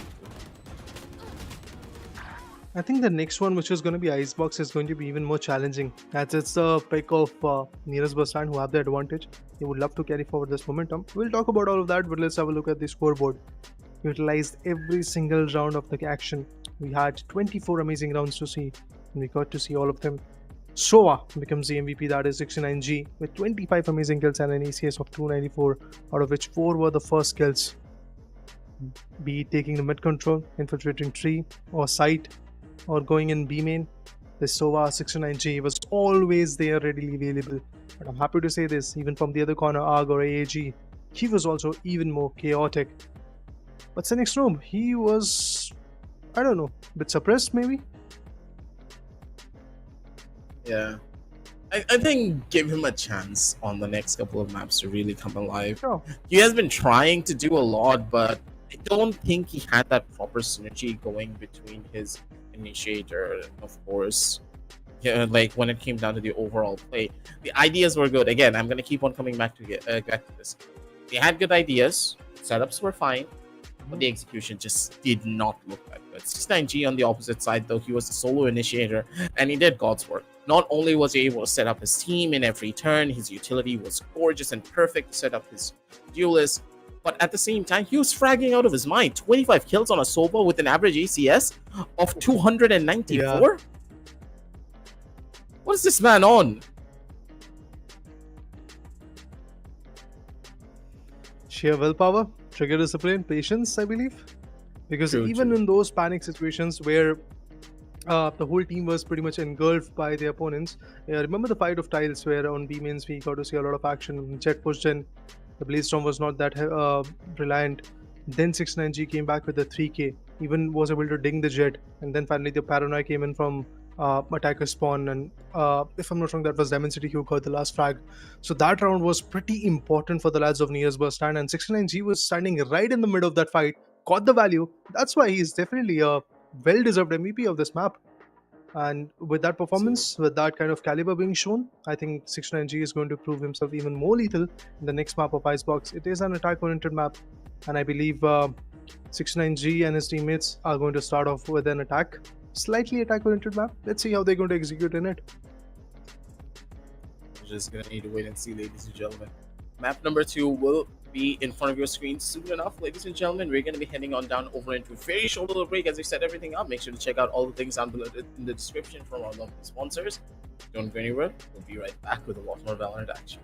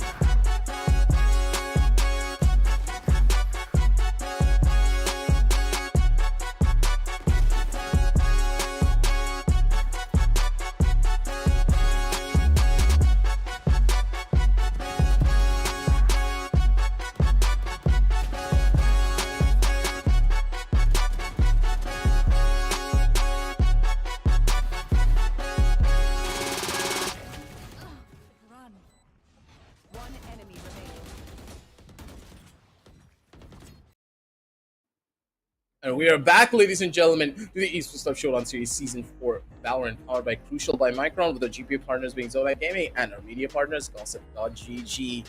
Yep, it was a labor's victory for the members of the nearest Bustand in map number 1 on the map of Ascent, which was not their home pickup, by the way, ladies and gentlemen. Don't forget about that. So maybe they had a bit of trouble trying to figure out that double duelist composition, but hopefully in map number 2, that is not going to be the case, because Icebox is where we are going to be headed onto. Map of Sunset will be our third and final map, but Icebox being present does put a little bit of a question mark on everyone's mind. Will there be another double dealers composition being picked up by the members of Nearest Bustand? Because Icebox, when you play that double initiator composition or even a double controller composition, as we have seen by a lot of professional teams in other circuits, how do you want to play this? It's a big question mark, because normally, yeah, double dealers has its strengths. It's very powerful on this map because you can go in for a lot of fast rushes very easily. But at the same time, if you go up against a team that know how to utilize the double initiator composition, you are in for a lot of trouble. Let's see what they are in for, because I mean, it's the pick of Nearest Bustand. They are going to be starting as the attackers, as the defense side has been chosen by Famaora. So I think some good competition needs to be there. In the previous map, the combination and the coordination part, the execution part was something which was wrong for Famaora. In this map, again, the duels are going to be very, very important, where I guess Nearest Bustand has got that edge. There are individuals who are a little bit more better when it comes to the aim duels. In 1v1 fights, they have done something amazing, be it AK Demon or Section NG or even for Sick. Let's just count in Zen, Gorange, the duelist, all of them individuals, even Dimensity. I'm surprised to say this, that a controller is being that effective, because yesterday, similar things were not happening for this team, Nearest Bustand. But now, when the fight for survival is on, they have already won the first map, which was not their pick. They went against their will. They were able to fight back. Things were a little bit dicey initially, but at the end, they do have a win in their favor.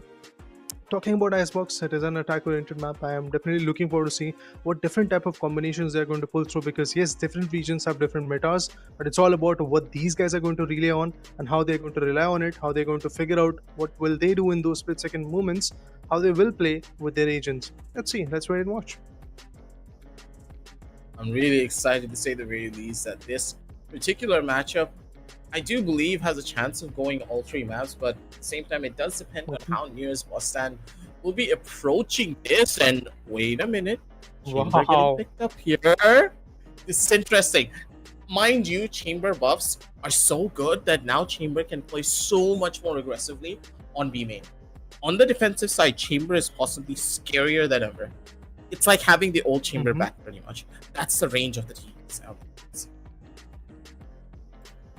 And Opa, he himself is a very precise individual. His trigger discipline, his aim, it's amazing. Itachi bringing in the Clove. It will be interesting to watch how that smoke is going to work. But from the other corner, Zen has been logged. I mean, Viper has been logged from Zen. Yeah, as I said, the double controller setup that I was telling you about, right? A lot of teams have been playing into this. A Clove and a Viper being picked up, it's smart. But at the same time, this smart strategy has a couple of downsides that we're going to be seeing inside of the game. I'm not going to say anything just yet, because there's a lot of problems with this composition. And I'm pretty sure that in the game, the members of Amber are going to be able to, are going to be the ones to face it as well. Of course. I mean, nobody's perfect. I don't think so, man. He is playing with us from day one, but I don't think so Vice is going to come that early.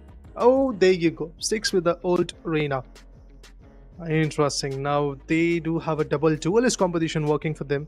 Fnoob is going to go with a Sentinel. That's going to be KJ, which is usually not the ideal choice for Fnoob, but let's see how he's going to be effective at it. It's sad. The man teased it with all the characters, but went in for the vanilla pickup. I like vanilla, but come on, in the game of Valorant, you gotta have some form of a different setup, right? Maybe Rocky Road, some chocolate mousse, something. But why the Reina? Comfort is a very important thing. Again, the double duelist setup, as we all really expected to come through from the members of Nearest Bustand. They want to go in for comfort. They want to go in for something that is very generalized, because you can tell that this team, even though they have played a lot in the past, I don't think they have put in the scrim hours that's necessary to pull off all of the other different types of combinations that require much more utility-based setups. They're allowing AK Demon to explore his options just being on that Reyna and utilizing his pure raw mechanical skill. Yes, it can work, but up against a double controller setup, especially a Clove, you're in for a world of hurt if that Clove is able to find one kill. Because as soon as that speed kicks in, she's just gonna start mowing through your entire team. Agent combinations, the locks that are being done right now are pretty interesting. I think now the execution part is something that matters the most for Fambra, because even in the map of Ascent, they went for the conventional agents, nothing out of the blue from their corner. But at the end, they pummeled down. They were losing a lot of rounds initially. Then the tactical team or timeout came in, and they were able to figure out something different. Then they started building their scoreboard, came back with an equalizer after the first half went down. So I think there is a chance of coming back into the action. But then again, if you see, conventional approaches were not working, strategies were not working, because the execution part is where they were lacking. They were seriously lacking on it. Synergy, I think that is another part. Opa as an individual is good, but the other guys have to follow up on the same footprints. Cynic Snoop as an individual did wonders, but this time the rules are a little bit more shaky for their corner, as they have decided to go with double controller. On defense, it might help them, but what over the attack? It's gonna be tough because Icebox arguably is still a very attack favored map in every regard. So on the attack side, they can rush in towards the A side pretty easily, but it's gonna be tough because that double control setup, just as you stated, it's a strong on the defensive side, but on the attack, it might have some issues. So it does depend on getting that first skill and playing for mid control.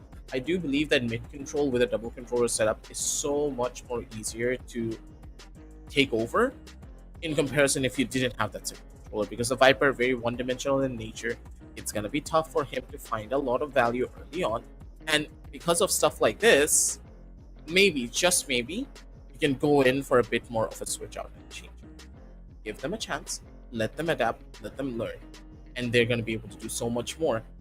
Double controllers, it allows for adaptability, and I do believe that that's where Fambra are going to be really playing towards. They want to understand how the members from Near-Busan are going to be playing with this double duelist composition. They will be fishing for picks, they will be going in for rushes, and slowly but surely, I do believe as the map progresses, just like we witnessed on the map of Ascent, they're going to be able to figure out what the strategies are like. They will be able to stop a lot of these raw, heavy rushes coming in from Near-Busan. But they cannot get too complacent with their overall strategies, because if they try to utilize the same strategy over and over again, same situation as the last map is going to happen, where Near-Busan, they're just able to edge out that victory right at the very end because things just became too telegraphed from the members of Fambra. I mean, when Fambra decided to go all in aggressive from B main and tiles, the round where Opa secured some interesting frags with the operator, that was a round where I believe Near-Busan would have been caught in a very big surprise. But after that, it was kind of textbook approach from them. They were taking slow approaches, they were faking A, pushing B, and faking A. Similar things were happening vice versa on both the sides, and they were taking some mid controls as well. Zen was trying to infiltrate the mid. So be it the alarm bot or the turret, whatever they're trying to appoint on the mid, they were trying to break it. They were trying to like put a pressure on the minds of Fambra that they might be a slam coming in from mid, they might be controlling mid market or pushing through market towards the other side. So all of those things were putting a lot of pressure onto them, and at the end that costed them. Similar things can happen in another two-sided map. Well, that was defense oriented, this one is attack oriented. But again, Fambra is not starting at the favorable spot. They are on the defense side, despite of the fact that it's the pick of Bustand. Fambra decided to go with the defense side. I have my doubts regarding that initially, and now after looking at the agent composition, I think I am a bit comfortable because the controllers will give them the edge on defense. But my question will still remain the same. What will you do in terms of attack? Are you able to like get the mid control? I mean, they will try to, but honestly, let's see. When the action starts, maybe then only we will get to have an insight. Yeah. You can speculate as much as you want, but the map of Icebox is one of those maps that you cannot really predict now, can you? Ascent is a lot more predictable. You can say that, oh, this side may have a little bit more of a better defensive side, Lotus as well, three-sided map. You can kind of tell which side is weak, so you have an idea of how the map might go. Even the same goes for Haven, but Icebox, this is a map where almost every team can mount a comeback. Even when you're down 2-12, there's a good chance you can just edge out a possible 12-12 scoreline if you really have that metal and the mental fortitude to do so. Because on this map, your rushes could just be so fast that your opponents can't even mount a possible hit on it. The smokes, if they're utilized properly, especially with the clove, it just gives you so much more space to play around with. As a defender, you can do a lot. And even as an attacker, if you're able to just take away the key position where the defenders like to play with that clove, they're able to do so much. Famaora, they have an opportunity, mind you, with this double control setup to just completely bamboozle the members of Near's Bustand. And I do believe they're banking upon it. This composition will be a tough one to adapt to for the members of Near's Bustand. All the speculations will now come to a test. Koranj gets the first one, but Scenic Snoop on the other corner retaliated by taking 2 down. Opa is there with the headhunter in the hand. Uses the rendezvous. Push back. Oh, he finds AK even. Here comes the value. Will get one more. Oh, no, that's not the case. Wait, Noob is going to Fnoop's put him here. to sleep. Yep, he is here. Diamond City is not here in this action, I believe. Noob is going to take his place. And as soon as he's back in picture, we can say that maybe Nearest Bustand is just closing to their victory. Recalling my F-Noob is such a dangerous player too to try and go up against this guy. Knows how to sneak in through those corners just like Opa. Now F-Noob, playing it dangerous here. That's the angle and he's just waiting to get this one ready. Zenex called out the bluff. Opportunity already given. F-Noob fast on the trigger. And he's going to be able to find the kill. Instantly tries to go in for the rotation. But just called out he the picks bluff. it. Yeah, I love it. And AG, he has to worry about 2 different angles now. Zen in prime positions. He just Last needs to player wait for the standing. first initial bit of a timing. Oh, he gets AAG still gets the catch here. F-Noob, none the wiser for it. Can jump up over towards 410 if he wants to. The angle's pretty much his, but the timing still not No. present. He spotted him out. The sound's being given away. And Zen, he's playing the mind games. Gets him down to very low HP. One already spotted. Needs to worry about this angle. 15 bullets in a dream. He has to fight. And he has the HP advantage to do so. Famaora, he could have won the round, but Zen, he was not giving it up for free. Oh yeah, he was there anchoring the site, making sure that even if his teammate F-Noob has been taken away, he's still going to secure the round. F-Noob on the other corner did a massive damage on their opponent. Now they do have the bonus buy, can go with some Spectres or Bulldogs or even Guardians to work with, maybe a Vandal, depending on their choices. Let's see. I think on B, the close range fights in the narrow gaps are going to be there, and then finally on yellow, once again we do have the Chamber holding with the headhunter. He has TP'd up on top. Oh, that Howl Drone is giving up all the info that they need, and Opa is Koranj will put true. Opa to sleep. F-Noob is still holding the spawn. As the KJ, he's going to lurk. He's going to probably hold it a little longer, making sure that nobody infiltrates and tries to come up with a backstab. Other than that, the plan is done. The job is much more easier now.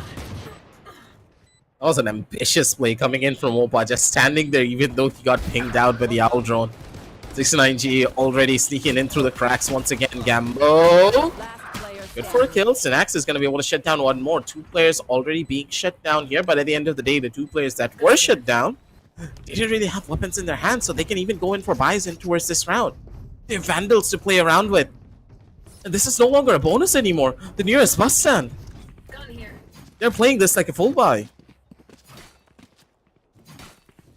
They do have shields. They do have weapons. They do have utils. Indeed, it's like a full buy coming in. But from the other side, it's truly a full buy round coming in because they will be having the Vandals. Full shields available. Opa so far on this chamber has not yet got a lot of value. That is a bit surprising, despite of the fact the buffs are there. It's all about how you utilize that opportunity. But in the previous round, I was a bit surprised after seeing that Owl Drone was able to tag him, but he still was swinging the same exact angle. Oh, there you go. Jet has been revealed, needs to push back a bit. Scenic Snoop backs out. Snake Bite in order to clear the back angle. As we can see, the damage is still there, and it's in a hefty amount on Zen. He has already been tagged. What, 69G? What? Are you going to put a shock dart on him? Just like our favorite Manoj would do. Oh, wow. Shots fired. Take cover, guys. Revealing area. Ronaldo. Okay. Gamble. He's gonna be fast for the frag over towards one. AK Demon able to capitalize. Zen not really able to hit the shots, but F Noob, he's gonna be able to come alive for that one. Over towards the top side. Gamble getting huge frags here. He's just able to slip and slide away. Deals the damage, and that's all that he needed. 30 seconds F left. Noob. At an opportunity. He spots out one, but AG Flawless just pixel. threaded the needle beautifully. Pixel spotted and a kill gotten. But Famaora, they lost a lot of weapons going into this as well. So their economy it's not going to be looking good. Well, they will still be able to like kind of invest in the weapons that they need.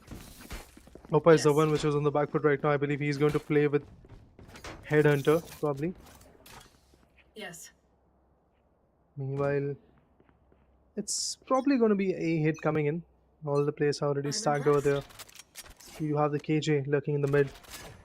Opa is the one probably who's going to swing from tubes. He is taking the kitchen control for now. Toxins going up. Lear, some smokes. Jet dashes in. Hyper's toxic screen is up.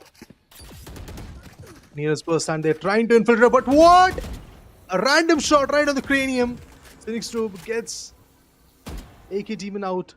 That's a big blunder but done by Nearest Bustand, and obviously that is going to cost them a lot in the near future. Can they take the control? The trip goes out. But I'm still peeking for some pixels. So next can't even spell the pixels considering how here. close he is to his monitor. A lot of pop shots being done here and there as members of Nearest Bustand, they're trying to maybe fish out a kill. Opa not going to be able to do much there. Good rush. Good for one frag, but the fact is, you're still not going to be able to get any form of a man advantage here going for yourself. The Viper wall causing them 30 issues. seconds left. 30 seconds left on the clock. They need to make this rush happen soon. Recon Bolt in hand. 69G, I do believe that he got disconnected, so they're playing a 2 versus 4 pretty much in towards this round. Fight taken. Zen able to shut down one.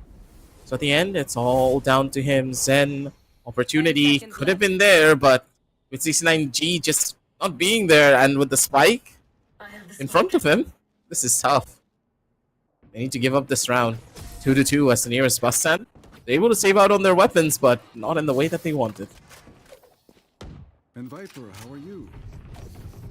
Yeah, Sorry everyone, I have again left her speechless. 2-2. Not a very good scoreline for Nearest Bustand. I mean, they had that advantage in their favor. Merci. But due to the disconnection, 69G being out of the comp, they struggled.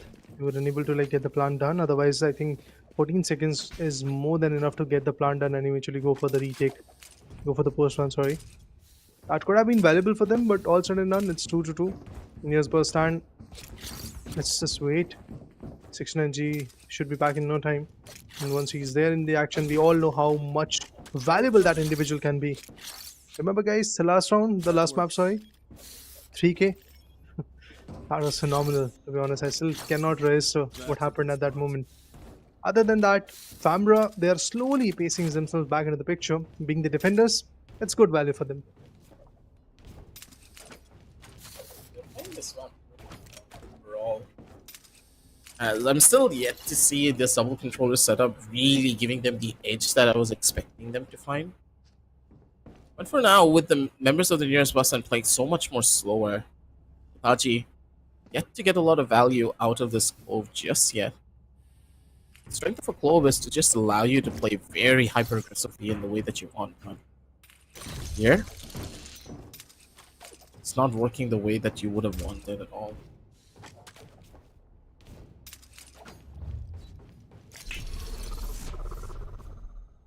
Teleport's ready. Playing it a bit more aggressively 4 would big be rounds. better, I would say. I think now after 4 good rounds have been played, we have a pretty good idea of how the things are trying to be delivered.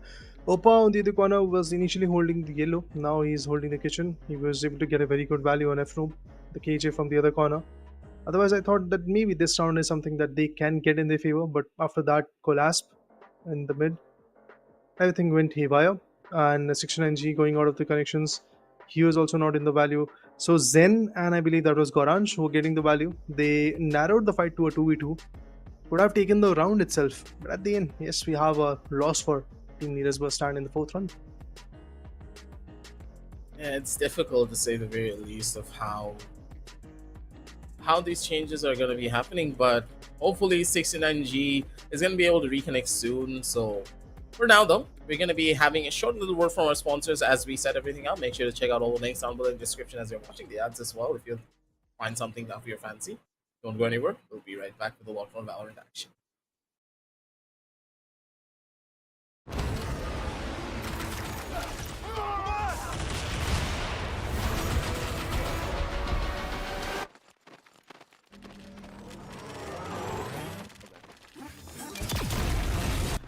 When are you gonna upgrade your system?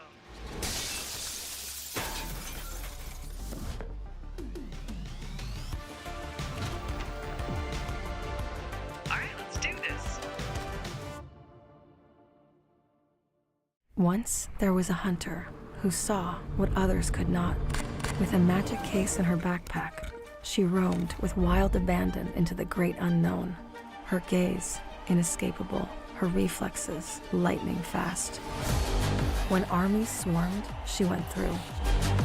With eyes open wide, hands steady, holding, watching, capturing everything in sight.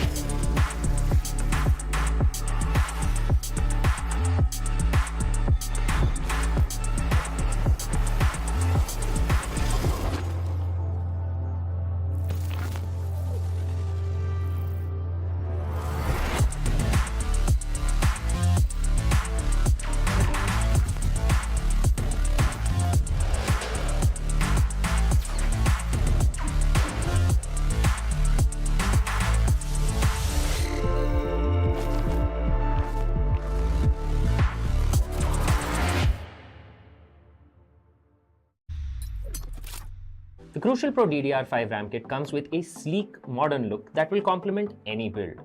But aesthetics aside, it's the performance that really matters. So let's dive into it. The default JEDEC timings are 46, 45, 45, but it does come with 2 XMP and Expo settings for those looking for a little more performance. With XMP 3.0 Profile 1, you can push the speed up to 5600 megatransfers per second. If you prefer a slightly lower speed but tighter timings, Profile 2 offers 5200 megatransfers per second at 42, 42, 42 timings. We've run some benchmarks and stress tests to give you an idea of how it performs. In general, dropping the speed and tightening the timings with the second XMP/Expo profile yielded better results for us on our test system. Paired with a Ryzen 7800X 3D, we saw anywhere from a 1 to 5% performance bump depending on workloads. All in all, the Crucial Pro DDR5 64GB RAM kit by Micron is a fantastic choice for first-time builders and enthusiasts alike.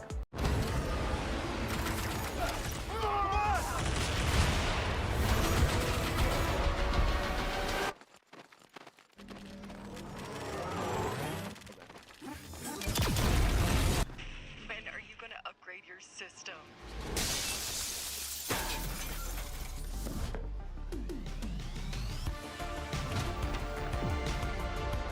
Alright, let's do this. Once there was a hunter who saw what others could not. With a magic case in her backpack, she roamed with wild abandon into the great unknown. Her gaze inescapable, her reflexes lightning fast. When armies swarmed, she went through. With eyes open wide, hands steady, holding, watching, capturing everything in sight.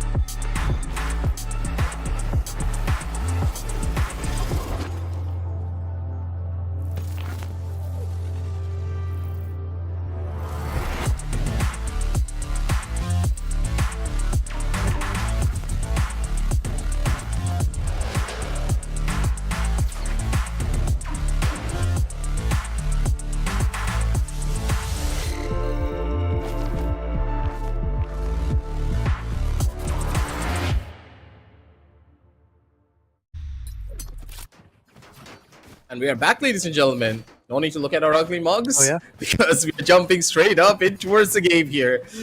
Was a very short little break. Hopefully 69G is back in towards the match as well. And ladies and gentlemen, you're here with us for the Esports Showdown Series Season 4 Valorant powered by Crucial, with our GPU partners being Zoda Gaming and our media partners also called GG. As the game just about to start, needed to jump on straight in here. Stanex been on the angle there, but Itachi is going to be the one to shut him down instead. It will be a 4v5 apparently, as 69G still yet to reconnect onto the server. We gave him ample amounts of time, but the allotted time that we were able to give them has already surpassed it. And playing in a 4v5, it's going to be tough as nearest Bustand. Really need to figure out a strategy to just how to reconvene with on having a Sova on their team. It's going to be tough on the map of Icebox, especially with the double duelist composition. And the opponents have got double controllers. It was already pretty tough to infiltrate. Now you don't have the recon. You don't have 69G, who was getting a lot of value. Opa on the other corner has got that operator to work with. But 2 down already. Bladestorm has been activated, so it's a costly round for the lads of nearest Bustand. Let's see if they can do something mesmerizing here, at least get 2 to 3 play down. 30 Orange. seconds left. All the responsibilities on his heavy shoulders. I doubt that there is going to be a lot of value, because Opa with his op. Nice shot! Oh my god, he gets stinged. Poison's gone. Second Okay, kill, buddy. That's what I was Last talking player about. standing. 10 seconds left. Yikes. Okay, fine.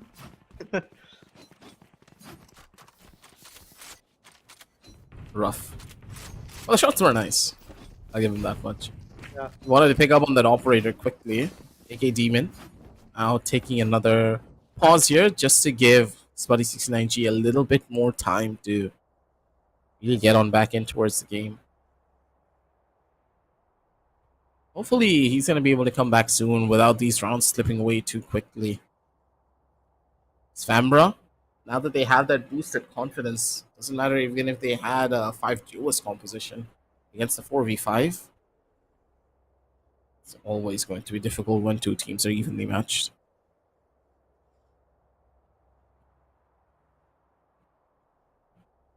It is already pretty difficult at this point, but not having 69G in the mix is definitely going to prove even more lethal to nearest Bustand's composition.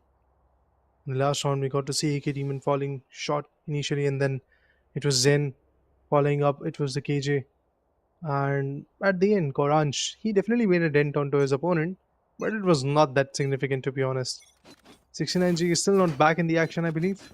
Spike is still there on spawn. I think near Bustand would try to basically go ahead and guns blazing and take the duels, win those so that they can win a round. That's the only option they are left with. Taking this spike, it can help them, but the postman will not really work. Just gonna need to wait and see. Snacks. It's gonna be the first line of contact for this. AK Demon does get the shutdown kill over towards the first though, and that's huge. They're able to take it back over to a 4 versus 4. The bare minimum. Itachi on the angle, already spotted towards garage. AK Demon on the swing. He's able to find the trade, and that's perfect. That's a lot of information already gathered, but they still need to worry about Opa. Look at Opa. I want to see the killjoy.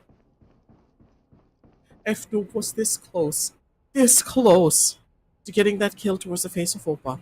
But he's already in towards the side, able to dodge out on the tripwire as well. This is perfect. F-Noob, he can play so aggressively to his heart's content, and Opa, he's not going to be wise for it.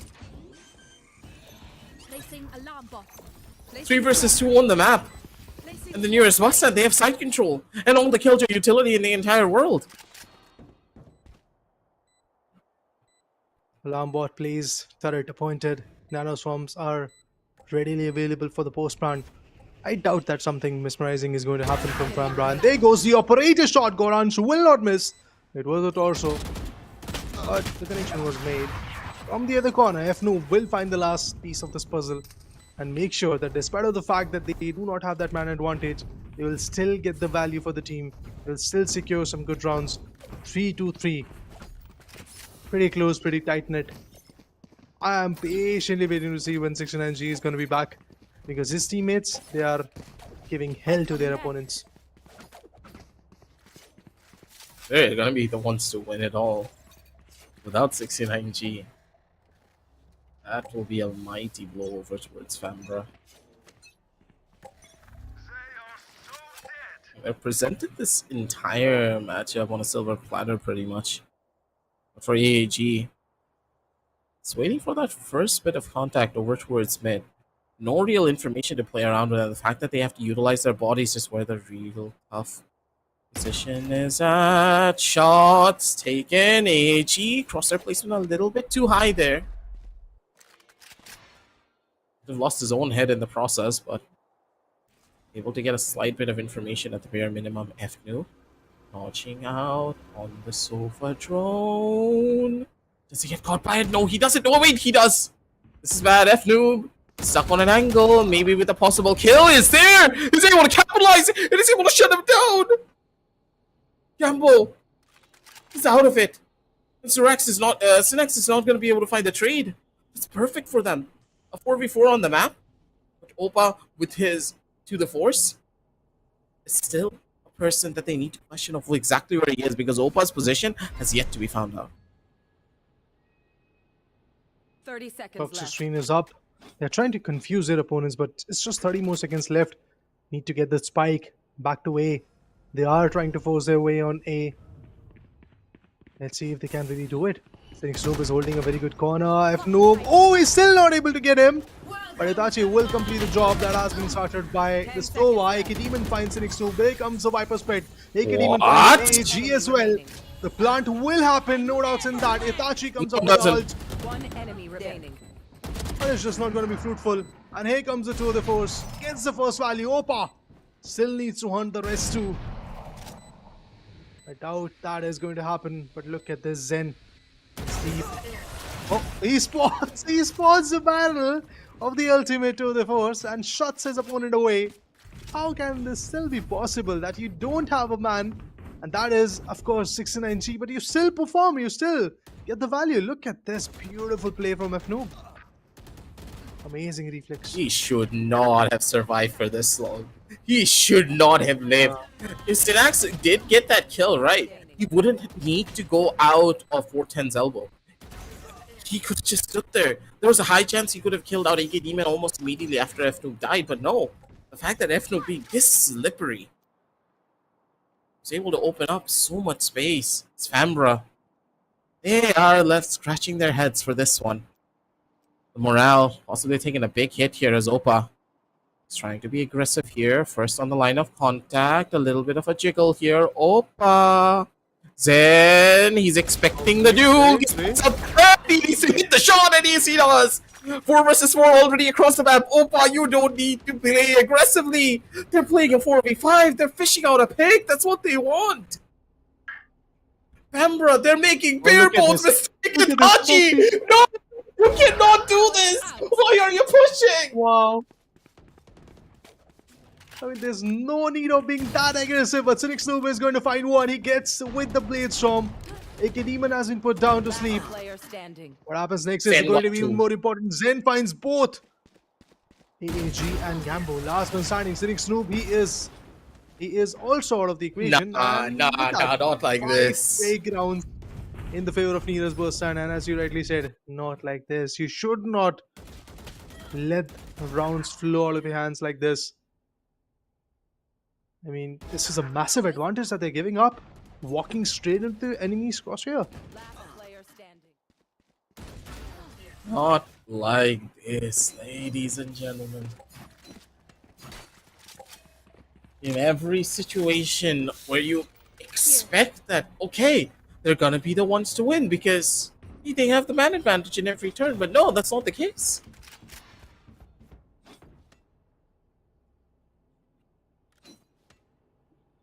I don't like this.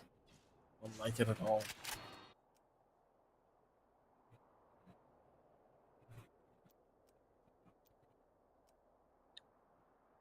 This round, it's a little bit more calm and composed from Famaora. Nobody's like really aggressing. Holding out different corners is going to be helpful for them. AK Demon, the way he is infiltrating tubes, it is AAG who's going to possibly shut him down. Enemy tagged. So was all drone. They were able to spot, I believe, Fnoop out of that corner, and here comes the Lear. Bit of a distraction.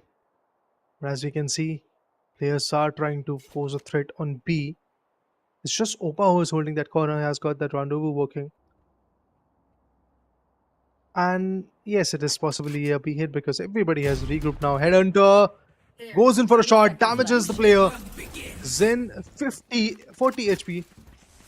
And attacker's lockdown is also activated. We have the Empress available. That is going to happen. But they get denied. Gambo finds AK Demon. The ultimate is in vain. That's 10 rough. seconds left. Already lost out on 2 of their members. Yes, maybe a possible plan could be there, but even then, that's going to be a difficult one at that. It's next. Position in for the angle is AEG. Looking for the last frag, and he's possibly going to be able to get it. The operator finds nothing. And Famaora, as soon as they found that opening with the Hunter's Fury, they knew exactly what they needed to do. Easily turning things around from here. With that, they're just able to take full control away. Famaora, they're playing it smart. That smart play is what's really giving them that level of edge. Good adaptation overall, utilizing their double controller strength to its fullest, allowing the attackers to go in for these executes is your best possible play. You do not need to go in aggressively because understand, they're waiting for you to peek into them. Renash is going to be able to take it back to a 4v4. And any advantage that they had, completely nullified. AK Demon trying to fish out a pick of his own. Spots out one of the heads though. So once more, trying to bait out as much information as they possibly can and also the utility that they can find. Put the duelists together towards a lobby. How do they want to go into the in for the entry on the B side? Seems like that. They do have the spike available. Duelists are also regrouping. They need that flash Bleedstorm activated. And we all know how chaotic Goransh is with that Bleedstorm. AG, he's holding the Toxic Stream, comes through. Can he go with the Viper Pit? Snake Bite being utilized. He's making sure that the plant is not going to happen. But Fnoob is also there, posing a very good threat. Fnoob crosses the Toxic Stream. Oh, AAG, he still gets AK Demon. That's a big blow. Not just that, Gambo finds Zen. Toxic Screen available.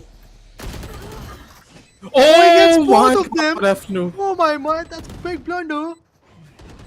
Goransh. One enemy remaining. Oh my god, that is it, I believe. Yes, Fnoob is going to secure the third one. Big blunder done by Famaora, and it is going to cost them for sure.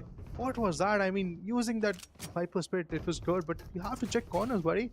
If you don't, this is what happens. Here. It is insanity. It's good God, ladies and gentlemen. A 4v5. Going this close and Fnoob pulling off miracles. The team is riding on that high pretty much. And that is exactly what you want to see. Does anyone else see that rope being bent in an awkward way? It's irking me a lot. Yeah, I can see that. My OCD is... It's really acted up because of that.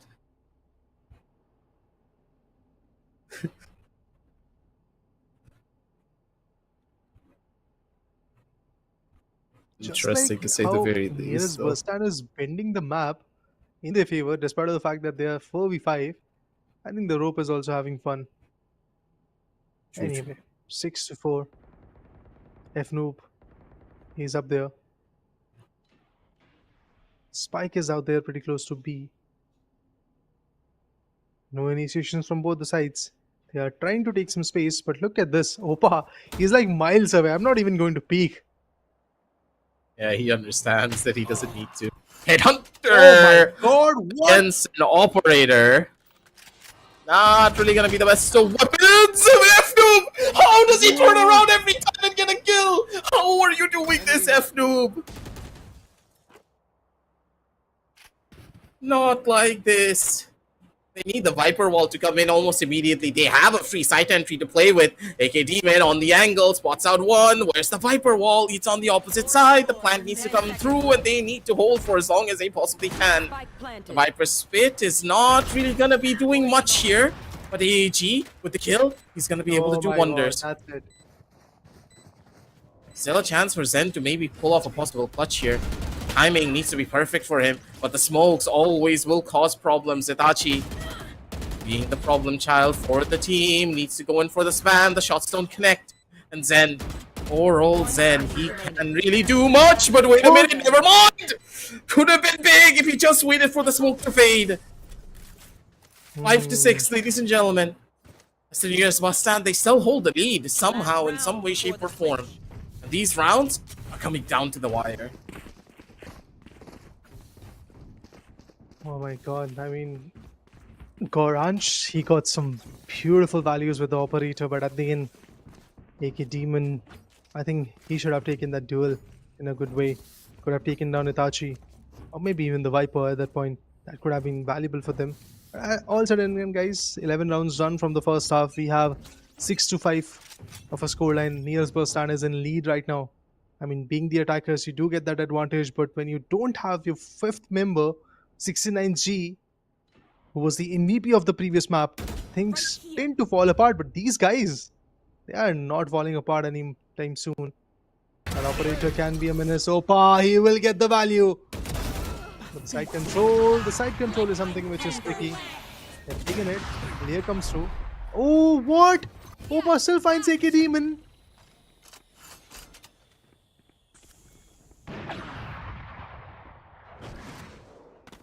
Nash, though, able to answer back with his own kill. 69G dying out. Not that big of a surprise here. But the saddest thing is their flank watcher is now dead. Think about it. The Sova was a dedicated killjoy turret sitting inside a spawn. So Yeah. he's no longer going to be there, but get some information that there was a possible flank. It's Opa on the angle. Held it better. Grenache is not going to be able to find that kill. 30 Now it's seconds all left. up to Zen to maybe pull off a couple of more kills for himself, but in a 1v4, his chances are pretty slim.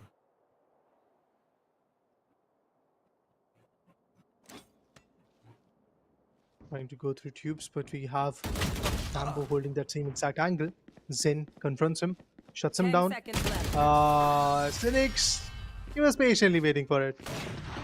And you just walked right in the trap. 6 to Switching 6. sides.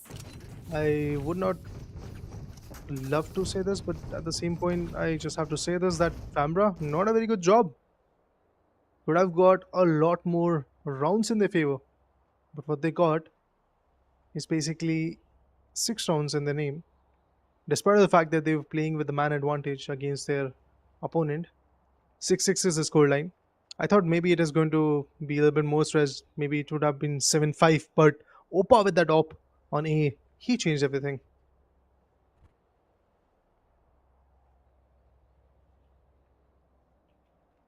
Well, in a lot of these rounds, too. It's Fambra scratching their heads to try and figure stuff out here. Overall, the nearest Bustand still at a very significant advantage in all of these turns. Because the way that they've been able to just use their mechanical skill to its fullest, I think Fambra are even shocked by it.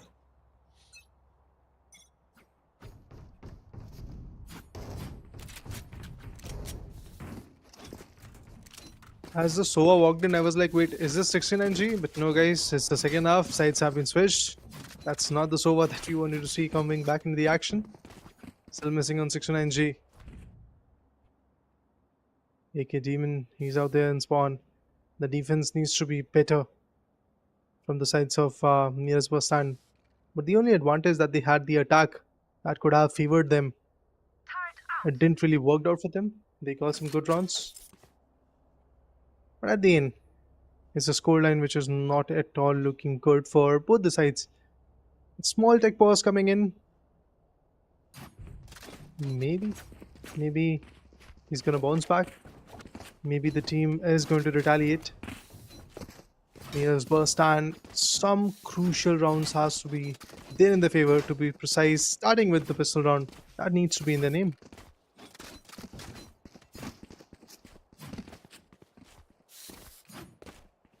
Just gotta see how things go.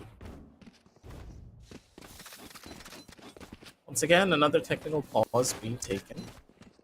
Poor old 69G's just been given all the chances in the entire world to come back, but his power is not really working well with him now, is it?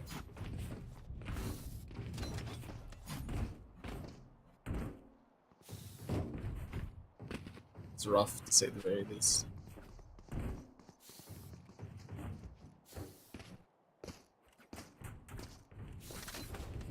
Just have to wait and see how things go, because members of Near-Busan, they have been being presented opportunity after opportunity, but even then, it seems as though the members of Famaora are able to answer back, but at a very slow pace. They're losing out on so many of their mechanical duels that are falling apart.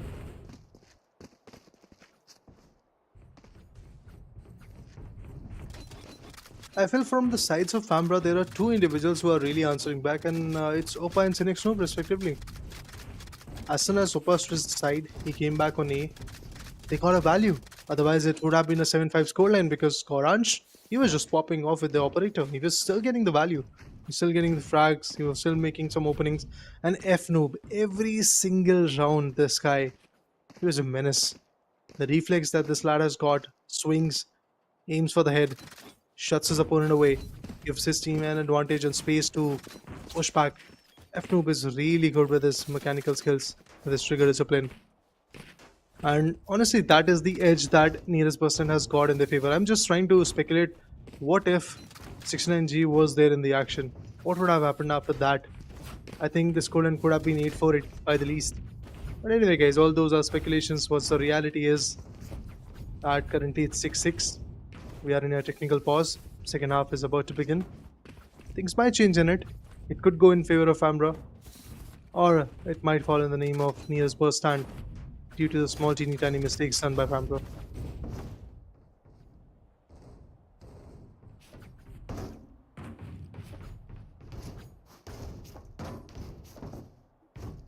Small changes here and there, but hopefully with this technical pause, we can just wait out and see how this game is going to be going. But overall, I would say the chamber pickup coming in from MOBA has had a lot of merits, but I don't think he's really using chamber to its fullest potential just yet. He's not been taking those aggressive angles that he normally would with that teleport in hand. He's been playing a little bit more scared, understandably so, because I get it. It's a 4v5 situation. You don't really want to give much away, but even then, these type of situations are a little bit too far in between. If you have have the character that allows you to play aggressively, you'd want to do it even more. Overall, I would say Famaora, they're doing well, but they could do a lot better. But as we are going to be waiting, ladies and gentlemen, make sure to check out all the links down below in the descriptions. And again, sorry for all of the technical pauses. We really need to make sure that the teams have the fairest of opportunities. We're giving them ample amounts of times according to the rulebook that we have. And if the time passes from the allotted one that we set, there's not really much more that we can do now, can we?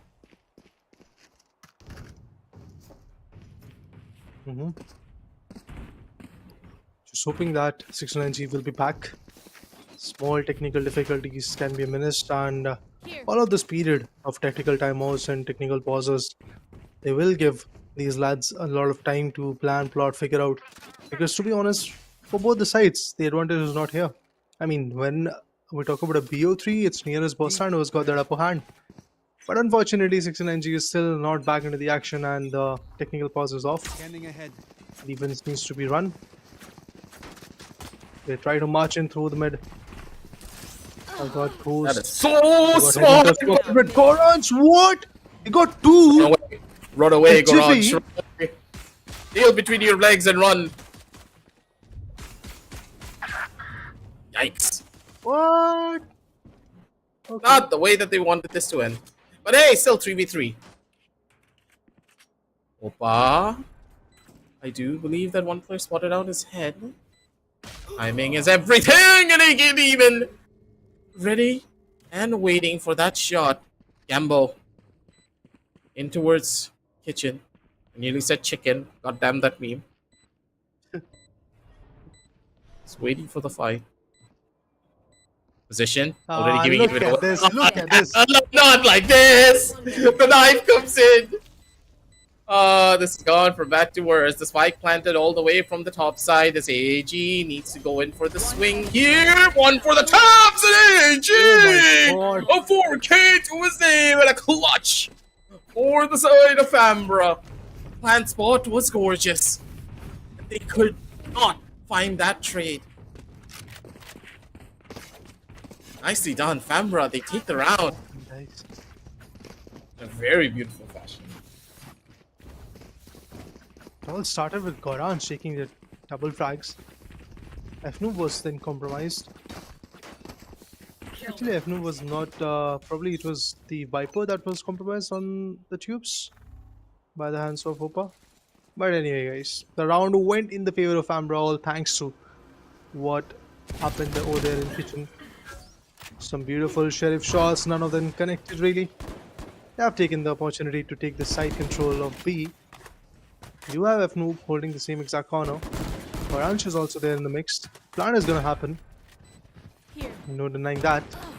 For post plant, we need to worry. Orange goes down. It's definitely 8-6 now. Thank you, Demon. Full kill over towards the first possibility. Could be there for him to really get a proper shutdown. Shots! Not yet connecting. Gambo being able to get a shutdown over towards AK Demon at least. For free shots here and there. They're saving out on their weapons and C9G, the last player remaining in towards spawn. Sad story indeed, as we do see that the nearest Bustand trying their hardest to hold on to the line and take down the clock for as long as they possibly can. It's just not working out.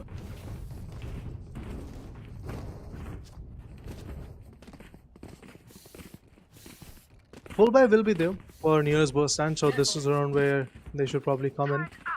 Obviously, that man disadvantage that they do have is pretty huge, and we can clearly see why the team is on the back foot.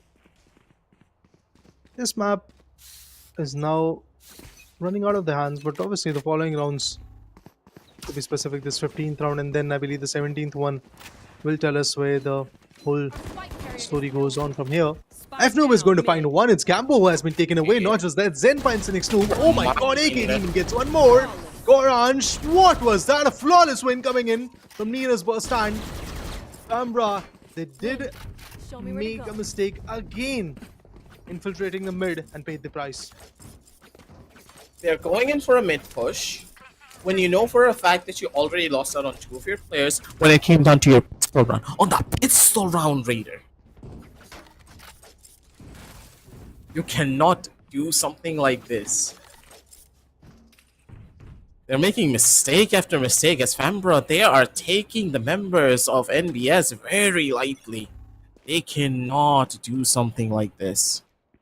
Headhunter in the hands of Opa, as I do believe their buys not gonna be looking the greatest here, but the Headhunter bullets, he can really play for a different game here. AK Demon couldn't really find the soul that he needed to win for a dismiss. Grenache is playing it risky here on his own accord. One towards the down below. Zen's gonna be able to find the frag, but Snacks able to find the instantaneous trade. Opa with another big kill over towards mid. With that, control is there. It's 9-7 as Fambra. The attack is where this team will really start to thrive when it comes down to the executions. Now they're trying to be a bit more aggressive. They're trying to like infiltrate and eventually be fast-paced with their approaches, not take a lot of time. Just be aggressive. Make sure that the rotation is not going to come from sides of nearest Bustand, and then get the value. They did that in the previous round, and they were able to secure it in their favor. Here. Fnu was trying to travel back, but Opa caught him off guard. Now, another round. Previous one was fun to watch. Reina got a value, but as you rightly called it out, the dismissal didn't really happen. Here comes the old drone. Will give up the info, but Goranj and AK even. Beautiful combinations coming in from their corner. Good swings. Opa retaliates by taking down Goranj himself. Did not go that aggressive. Look at this. Why would you do that? You had a total control of the side, but still you want to take the fight in that manner and lose the opportunities. Three. That's it. Aw, 10-7. try harder. I am so confused. They already got the first 2 kills. AK Demon, why are you still trying to take even more fights? You can instantly just rotate over towards the back of side where you know that they're not going to be able to fight into you. Renash as well, he stayed on the angle over on the top of rafters for no apparent reason.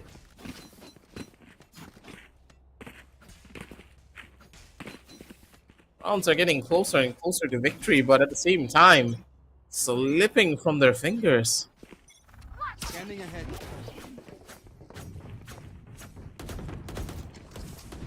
Again, an aggressive stance. Bladestorm is activated. The lads do not have a very good buy. A strong buy is not there in their favor. That is going to cost them a lot. Bladestorm, he wanted to evade, but Zen is going to put Cynic Snoop down. Oh, receives a lot of damage. Nothing of value. Will queue in. Opa will take down Zen as well. And that's it. Rinse and repeat. Planted. Famaora. Yeah, they're have just taken the rushing control, into the planted. side. Yeah, that's the best option that they have. And look at AK Demon, he's miles away. Like, he's literally in kitchen right now. He's in tubes. Meanwhile, the whole site is capitalized. The plant is done. And out here, AAG is still holding the corners. Just looking for a possible ace here. AK Demon not really giving that one away. Last player standing. Angle's pretty much his. Does find another frag. 4 bullets to his name. Just trying to deal some damage at the bare minimum, but that's not going to be the possibility for them. 11-7, ladies and gentlemen, as these fast rushes coming in from the members of Famaora, really catching them off guard here. They don't really have much of an answer either. Without that Sova to give them a slight bit of information, they're just done for.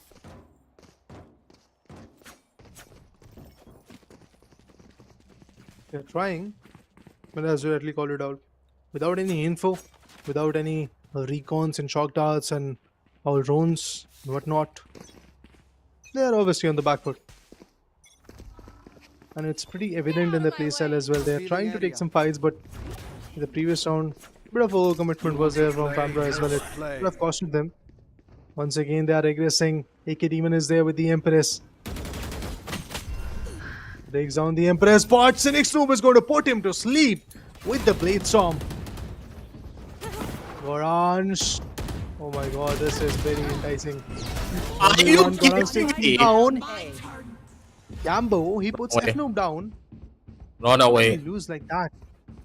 Run away, boys. Run away. Here comes. Last player standing. Uh-oh. Itachi. Scanning ahead. Decided to go for the AFK Using- one so that he can Yeah. still be in the action.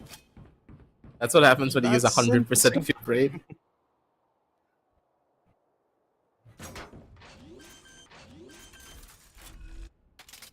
I'm gonna be able to get the plan down too. The 2-4 is just gonna be a problem for them to deal with at the end of the day. Renash. Only 30 HP to his name. How does he even want to take this fight? 1 bullet and he's dead. The angle already given. Wait a moment. Chances are there, but the timing is present! No way! Garnash with the ace! He gets the clutch and he gets the defusal as well. Are you Opa, serious Opa, now? you didn't need to swing! You didn't need to swing! We got this.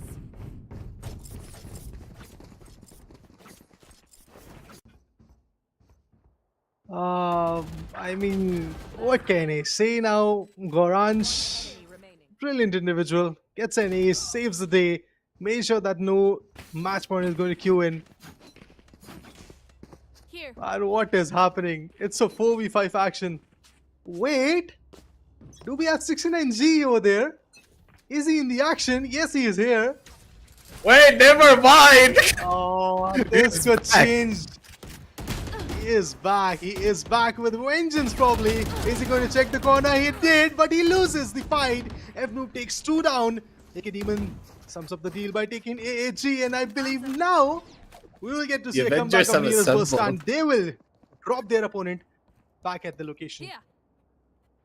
This map should not have gone this far. The brilliance of the players of Bustand got them to this angle, got them to this position. Player standing. Especially in situations like this, the team is just back in it to win it.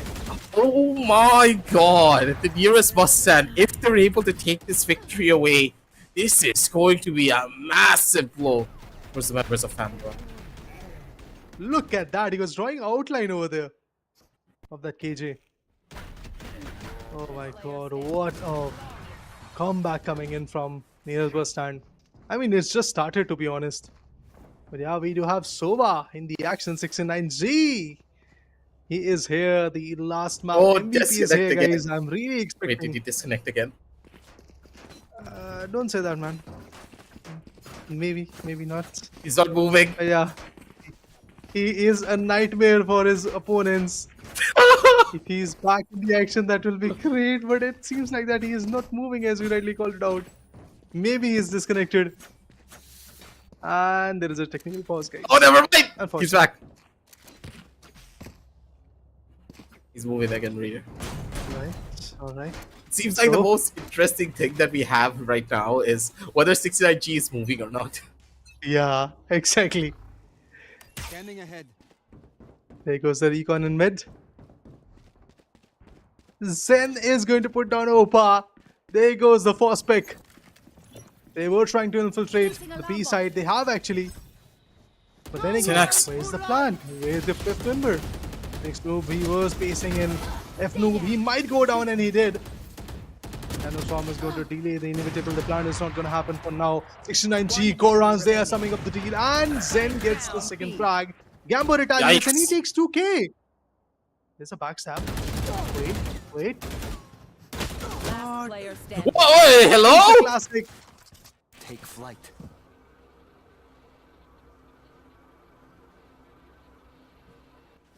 Oh, this is bad. Oh, easy peasy, lemon squeezy. Let's go. That's a tough one at that, mind you.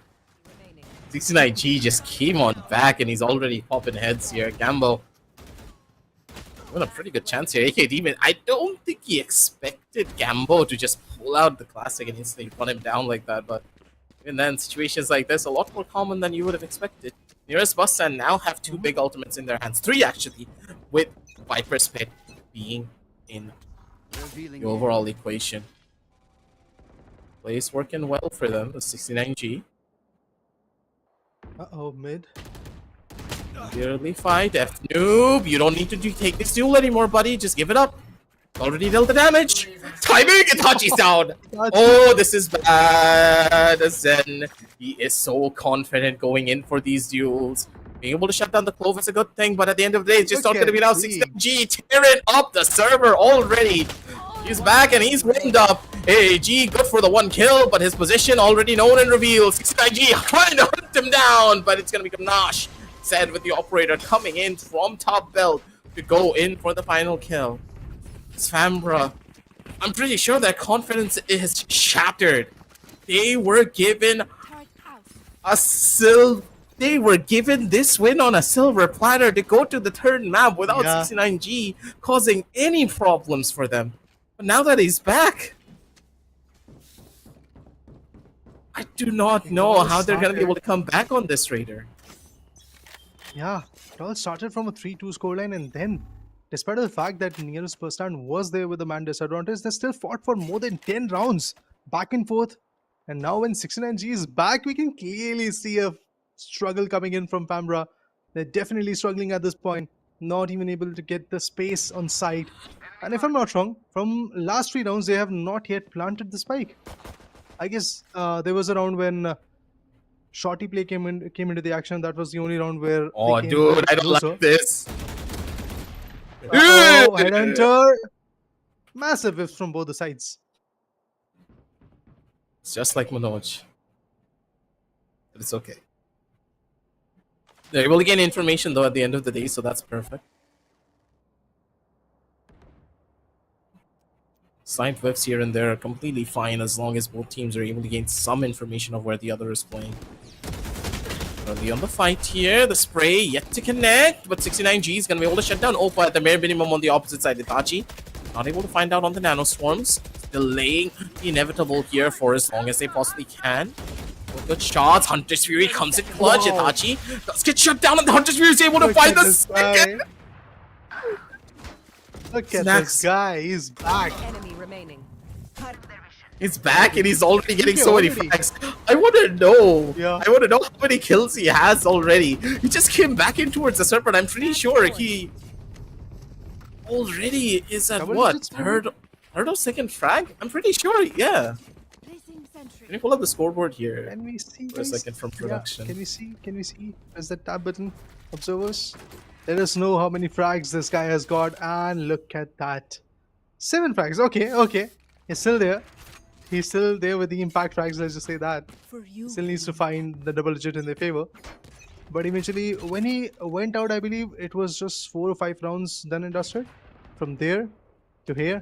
He can still bring the value. Korans, Zen, they get 2. I believe this is going to be a rinse and repeat of the previous map. It is going to be a 13-1. Look at this flick of an angle. no! 69G, he secures the fight. But Cynic's no, what is happening to your aim? Hey, G's making up for that aim. He's cooking. Last player standing. Never mind. I think he burnt it by putting it on the stove for too long. A little bit of a 360 coming in from Zen. An 11 to 13 scoreline to end things off. It's a heartbreaking story for the members of Famaora, but I don't know what else to say. It's a 2-0 victory, but at the same time, there should have been a completely different storyline, right? With Famaora taking us map number 3, them being given a chance to really showcase their mettle. But even then, on a 4v5, the first half ended 6-6. On the second half, it was 11-8. Orange got an ace in a 4v5. There are some things in life that brought should not have 69G happened. back. Maybe that was the technical difficulty they were facing. 1 ace and 69G is back in the picture. He started popping off. Amazing play, to be honest, from his corner. What a game. I mean, yes, we were complaining that it's just one BO3 today. But after seeing this map, I am filled with a lot of insights. A lot of interesting plays came in my sight. Absolutely happy with this, man. Yeah, it was one BO3, but it felt like 2 when you think about it. That 4v5 really revitalized us as casters at the end of the day, because we were not expecting this kind of performance coming out from the members of Near-Busan, especially with the composition that they had. They had 2 duelists, mind you, no initiator on the map of Icebox, where Sova is pretty much a must pick, and if you don't have a Sova, you need to have a Gecko or a KO. They had none of that, and they were still able to pull off stuff like this. The individual brilliances of the members of Near-Busan really gave them the edge on this particular map. I'm really hoping that they're going to be able to carry this momentum forward in their future matches as well. Let's hope for the best, as 69J and his teammates who are definitely now, followed up themselves to the lower bracket round 3. But now let's have a look at the crucial moments as well, so that we can see those amazing moments where the nail-biting performances came through. But look at this. In Viper Pit, a lot of action happened. How it all started was basically NBS, Near-Busan, guns blazing, getting some good rounds. The first 2 rounds was, if I'm not wrong, in their favor. Then things started to change. 2 back-to-back rounds came in the favor of Famaora, and I believe it was the 3rd or 4th round where 69G got disconnected, and from there, every single round, every single fight was nail-biting. 30 seconds left. True. It all came down to the wire, and somehow we were just able to do it. Then there was Rush, man. Just look at this man. Yeah. Like, he was incredible, to say the very least. At every turn where you looked at, it was him being able to find value. Let it be the operator, let it be the blade storm, let it be the vandal. He was able to do wonders. And then I think Fnuke deserves to be put on a pedestal and then put in a trophy case as well. Because this guy pulled off miraculous kills. He should have been dead 10 times over in 4 different situations during those 4v fights. But he got the kills and he got out alive. How? Like, look at him. He's doing whatever the hell he wants. Yeah. I mean, he's the Sentinel. Needs to luck. But the way he acts on his reflexes, even this round, look at this. Wow. Massive 2k over there. That saved the day and brought in one more amazing round for the team. Gambo shuts down Courage, but instantaneously we get to see Fnuke once again standing up, getting the value. Yes, there were certain rounds where, despite the fact that nearest Bustand, they got the advantage, but they still faltered. We cannot deny the fact that there were certain mistakes done by nearest Bustand as well, but the way they came back was even more stronger.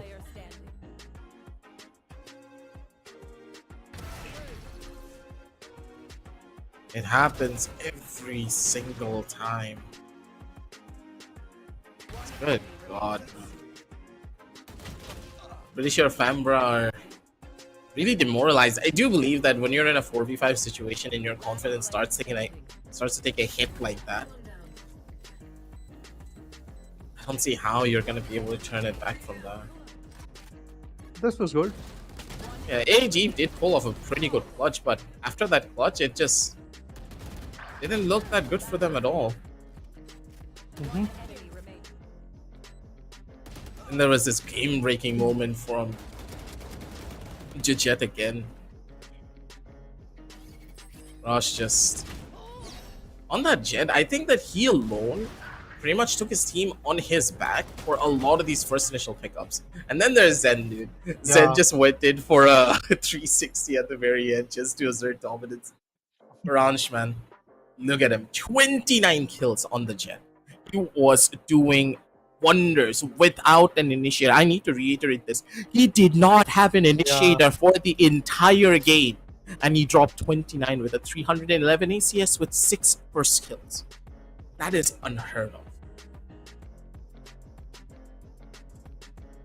Definitely a massive play coming in from Goranj, the ace that he secured, which brought in the 8th round, and after that, once 69G was back, the recon following up with some blade storm action, some operator action. Goranj definitely is the star of the show now. Cynic Snoop on the other corner definitely was wonderful, but honestly, in last few rounds, I saw him struggling a lot. A lot of whiffs came through, a lot of not checking corners type of stuff came through, and at the end we have the MVP of the map, guys. It is definitely going to be Near-Busan Goranj with 29 amazing kills and headshot percent of 17%, 6 first kills. This guy made sure that he is going to do the heavy lifting despite of the fact that they did not have the initiator for a huge sum of the map.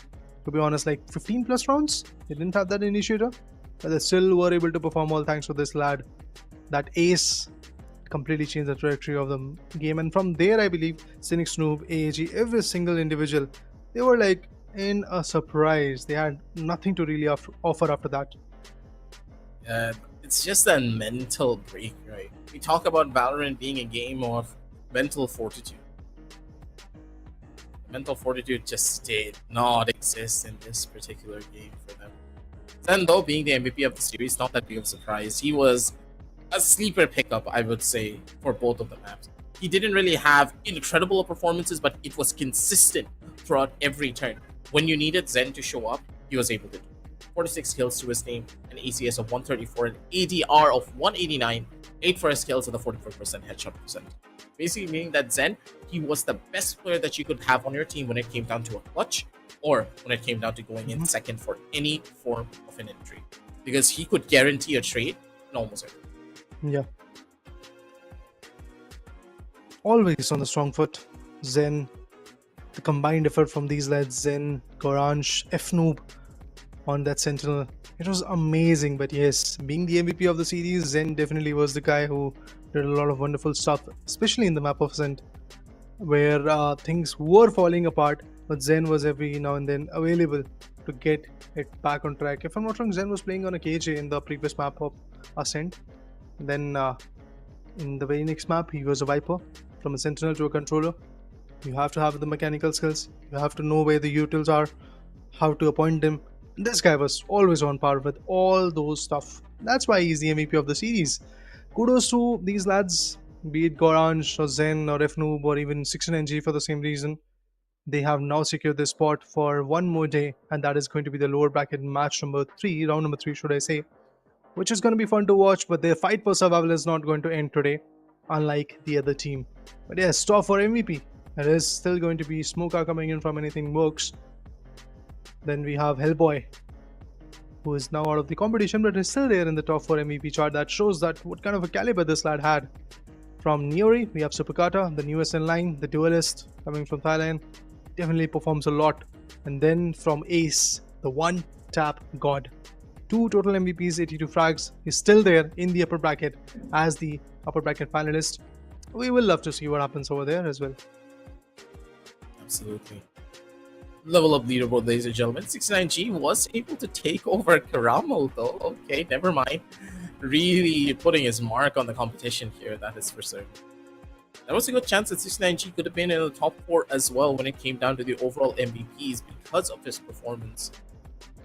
The deaths did really add up to his stats, though. That is a sad thought at that. I do believe he had, almost 18 deaths by the end of that second series, so added up quite a bit, but overall his points looking mighty dandy, 265. So Caramel really needs to step up his game if he wants to get to that number 1 spot. Oh yeah, he needs to, no doubt on that. I think the gap that is there between 69G and Caramel right now is massive, but the number of maps, if you see, is also pretty huge for 69G. But obviously level up leaderboard is going to give all these lads who are there in the competition right now a very big chance of getting those right goodies. Currently it's these 3 individuals who are on the top. Things can change. We still have, if I'm not wrong, 3 more days of action, so maybe that leaderboard is going to change. Or not just that, we will bid a favor to a lot of teams, as lower bracket looks quite fun to watch. Apart from all of those things, I have no complaints from today, because we get to see every single thing: competition, synergy, aim duels, ace as well, knife rag, everything. We got the entire package here, ladies and gentlemen, at the Esports Club. So sure, hit that like, hit that subscribe, and also hit that notification bell if you want to see even more bigger comebacks. Hopefully not going to be 4v5 comebacks. Hopefully, moving on down the line on this lower brackets. You never really know. Hey, we're in South Asia, so power cuts pretty much generalized, and our ISPs, they hit us on a regular basis even when we are the ones producing the entire thing. A lot of personal experiences, I would say. But overall, other than that, make sure to check out our lovely sponsors, which will not disappoint you just like other ISPs would. Check out Crucial and Sotak Gaming if you are looking for RAM sticks, SSDs, or even graphics cards. And hey, if you want to check out the reviews for all of it as well, make sure to check out gossip.gg at the end of the day, because if you want to know how to utilize the equipment that you buy to the very best, not just cranking it up to the max and hoping it will work, all the reviews down below in the description. But for now, Raider, Yeah. do you believe that Yeah. that's gonna be pretty much it? Tomorrow, we are hoping that we're going to have 2 sets of games. We're going to be notifying you all of that on our socials down below, so make sure to check out on the Instagram, and also on YouTube. You will see everything being scheduled ahead of time. But for now, Ray, do you have any more closing thoughts before we sign off? Well, I would like to just say this, that wait for tomorrow.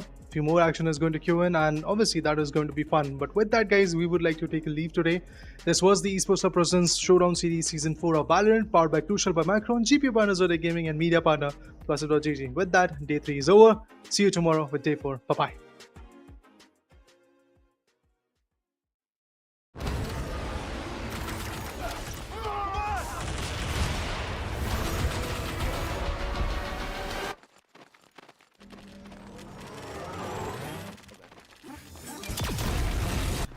When are you gonna upgrade your system?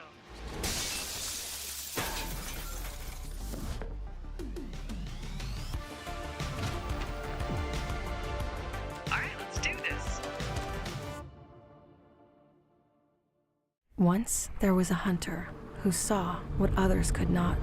With a magic case in her backpack, she roamed with wild abandon into the great unknown. Her gaze inescapable, her reflexes lightning fast. When armies swarmed, she went through. With eyes open wide, hands steady, holding, watching, capturing everything in sight.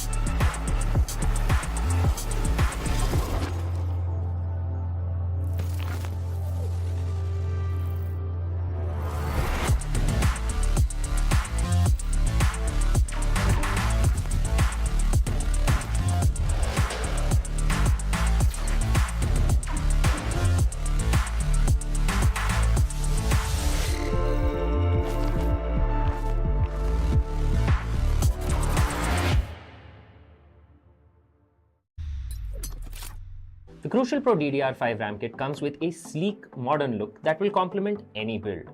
But aesthetics aside, it's the performance that really matters. So let's dive into it. The default JEDEC timings are 46, 45, 45, but it does come with 2 XMP and Expo settings for those looking for a little more performance. With XMP 3.0 Profile 1, you can push the speed up to 5600 megatransfers per second. If you prefer a slightly lower speed but tighter timings, Profile 2 offers 5200 megatransfers per second at 42, 42, 42 timings. We've run some benchmarks and stress tests to give you an idea of how it performs. In general, dropping the speed and tightening the timings with the second XMP/Expo profile yielded better results for us on our test system. Paired with a Ryzen 7800X 3D, we saw anywhere from a 1 to 5% performance bump depending on workloads. All in all, the Crucial Pro DDR5 64GB RAM kit by Micron is a fantastic choice for first-time builders and enthusiasts alike.